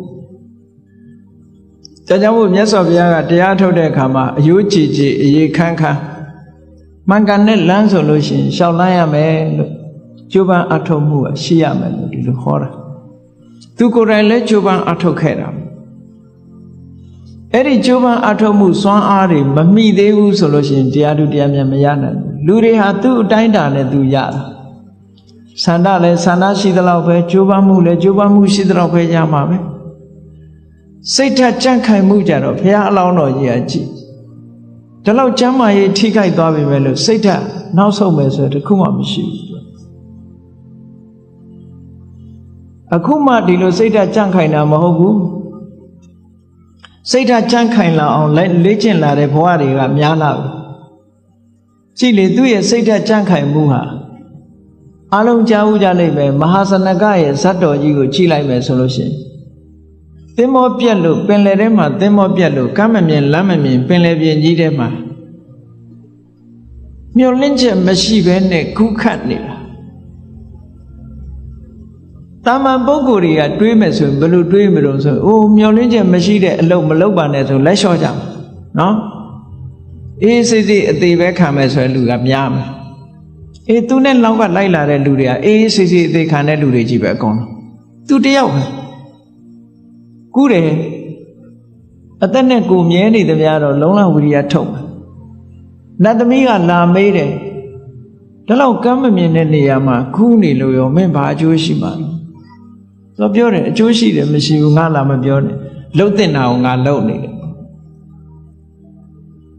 ကျိုးစားအထုတ်မှုကငါတောင်းအောင်ပဲရောက်တာမရောက်တာငါတောင်းအောင်မဟုတ်ဘူးအကျိုးမရှိဘူးလို့မပြောနဲ့တဲ့လက်လျှော့တဲ့လူတွေသေသွားပြီအခုငါမင်းနတ်သမီးတောင်မြင်နေရပြီဆိုတာအကျိုးရှိတယ်ပေါ့မမြင်ဘူးတာမြင်နေရပြီပေါ့ဖျားလောင်းကြီးတွေရဲ့စိတ်ဓာတ်တို့ကြိုးပမ်းအထောက်မှုတို့အဲ့ဒါမျိုးစိတ်ဓာတ်ကြံ့ခိုင်တာကိုပြောတာနော်လူတွေအများစုကစိတ်ဓာတ်မကြံ့ခိုင်လို့သေသွားကြတာလေများတယ်ဘဝပို့ပြီးတော့ဆုံးရှုံးနစ်နာသွားတာစိတ်ဓာတ်မကြံ့ခိုင်လို့ပဲစိတ်ဓာတ်ကြံ့ခိုင်လို့ရှိရင်လူဘဝဒီလိုမဖြစ်နိုင်ဘူးဒါကြောင့်မို့လို့ဆန္ဒကလည်းရှိရမယ်ဝီရိယကလည်းရှိရမယ်စိတ်ဓာတ်လည်းကြံ့ခိုင်ရမယ်ကြံ့ခိုင်တဲ့အခါမှာအသိဉာဏ်ကလည်းရှိဖို့လိုသေးတယ်တဲ့အဲ့ဒီ၄ချက်နဲ့ပြည့်စုံပြီဆိုလို့ရှိရင်လောကီကိစ္စမှာပဲဖြစ်ဖြစ်လောကုတ္တရာကိစ္စမှာပဲဖြစ်ဖြစ်တရားကျင့်တဲ့အရာမှာပဲဖြစ်ဖြစ်ဘာလုပ်ငန်းပဲလုပ်တဲ့အခါမှာပဲဖြစ်ဖြစ်အောင်မြင်မှုဆိုတာဖြစ်နိုင်ပါတယ်စာလေးတစ်ခုဆေးရဆိုကြတယ်ထာဝရဘုရားနတ်ကိုကိုးကွယ်တဲ့ပုဂ္ဂိုလ်တွေကဘာပြောတော့ God makes the impossible possible သူ ရားသခင်ဟာမဖြစ်နိုင်တာကိုဖြစ်အောင်လုပ်တယ်လို့ဒီလိုအဓိပ္ပာယ်နဲ့ God makes the impossible possible အဲ့ဒါကိုဘုန်းကြီးတို့ကပြောင်းထားလိုက်မယ်ဆိုရင်ဘုရားရဲ့တရားတော်နဲ့ God ဆိုတာကိုယ့်ရဲ့အပြင်ဘက်ကဟုတ်ကဲ့လားကိုယ်ထဲမှာရှိရလားမရှိဘူးနော်ကိုရောဘယ်နှခါမြင်မှုတော့ဘယ်သူမှမြင်ဘူးဒီပိဋကထဲမှာ God မြင်မှုတဲ့လူတယောက်မှရှိမှာမထင်ဘူးအပြောပဲဘယ်နေမှလည်းမသိဘူးနော် God makes the impossible possible အဲ့တော့မမြင်ဘူးတာတွေအသာထားလိုက်ရှိတာမရှိတာတွေအသာထားလိုက်ရှိနေတာဘာတော့ကိုယ့်ရဲ့ဆန္ဒမရှိဘူးလားဝိရိယလည်းရှိတယ်ကိုယ့်ရဲ့စိတ်ဆွမ်းအားတွေလည်းရှိတယ်အသိပညာလည်းရှိတယ်ဟုတ်ကဲ့လားကိုယ်တဏ္ဍာမှာရှိတယ်ဘယ်သူမှမေးစရာမလိုဒါရှိတယ်သေချာတယ်အဲ့တော့ God makes the impossible possible လို့ဆိုမဲ့အစားဆန္ဒ makes the impossible possible ဆန္ဒဟာမဖြစ်တာကိုမဖြစ်နိုင်တာကိုဖြစ်နိုင်အောင်လုပ်တယ်ဖြစ်နိုင်စေတယ်ဝိရိယ effort makes the impossible possible ဒီလိုပဲပြောရအောင် mind makes the impossible possible လူရဲ့စိတ်ဆွမ်းအားလည်းအမတန်ထက်မြက်တယ် determine mind makes the impossible possible မဖြစ်နိုင်တာတွေဖြစ်အောင်လုပ်နိုင်တယ်စိတ်ဆွမ်းအားအသိဉာဏ်ကလည်းထို့တူပဲ knowledge သို့မဟုတ် wisdom makes the impossible possible ဟောဒီစကားပို့ပြီးတော့မှန်တယ် God makes the impossible possible ဆိုတာ God ကိုကိုးကွယ်တဲ့ပုဂ္ဂိုလ်တွေအတွက်သာမှန်ကောင်းမှန်မယ်လူတိုင်းအတွက်မမှန်ဘူးเนาะတကယ်ရောသူတို့အတွက်ရောတကယ်ဖြစ်သလားဆိုတော့ဘယ်သူမှအာမခံမရှိဘူးဟောတာကအာမခံရှိတယ်ဘာလို့တော့ဆိုရင်ကိုယ်တဏ္ဍာမှာတကယ်ရှိနေတာ God makes the impossible possible God ရှိလားဆိုတာကပိုအရေးကြီးနေတယ်ဟုတ်ကဲ့လားရှိရင်တော့ဖြစ်ကောင်းဖြစ်မယ်မရှိဘူးဆိုရင်သွားပြီဟောဆန္ဒဆိုတာမရှိဘူးလားရှိတယ်ဝိရိယဆိုတာရောရှိတယ်စိတ်ဆိုတာရောပညာဆိုတာရောရှိတယ်ဆိုတော့ဟောတာကပိုးမသေးကြဘူးလားဒါကြောင့်မို့လို့ဆန္ဒဝိရိယဝိမာန်တစိတ်တဆိုတဲ့ဒီစွမ်းအားတွေဟာအမတန်မှတန်ဖိုးရှိတဲ့စွမ်းအားတွေဖြစ်ပါတယ်ဒါကြောင့်ဘဝကိုအလှဆင်တော့မယ်ဆိုလို့ရှိရင်အာမန်အပြည့်တတိမကွာပညာမြော်မြင်ဒီစွမ်းအားတွေနဲ့ကောင်းဆိုးလောကရန်ကြံ့ကြံ့ခံလျက်အာမန်အပြည့်တတိမကွာပညာမြော်မြင်အလုတ်ဝင်လှုပ်ရှားရှိတာလှုပ်အလှဆင်ကြတို့ဘွားလူတိုင်းဟာကိုယ့်ဘွားကိုအလှဆင်ဖို့ဒီအချက်တွေပြည့်စုံအောင်ကြိုးစားအထောက်ရမယ်ဒါကြောင့်မို့ဓမ္မလက်ဆောင်လေးကိုရအောင်၃ခေါက်လောက်ချပေးပါမယ်အားလုံးလိုက်ဆိုချပါနော်ကောင်းဆိုးလောကဒံကြံ့ကြံ့ခံလျက်အာမန်အပြည့်တတိမကွာပညာမြော်မြင်အလုံးဝင်အလှဆင်ကြတို့ဘဝကောင်းဆိုးလောကဒံကြံ့ကြံ့ခံလျက်အာမန်အပြည့်တတိမကွာပညာမြော်မြင်အလုံးဝင်အလှဆင်ကြတို့ဘဝကောင်းဆိုးလောကရန်ကြံ့ကြံ့ခံလျက်အာမန်အပြည့်တတိမကွာပညာမြော်မြင်အလုံးဝင်အလှဆင်ကြတို့ဘဝဘဝကိုအလှဆင်ခြင်းဆိုတဲ့တရားဒေသနာဤမှာပဲပြည့်စုံပါပြီအားလုံးကိုယ်စီကိုယ်ငါမိမိတို့ဘဝကိုအလှဆင်အောင်ကြိုးစားနိုင်ကြပါစေကုန်သတည်း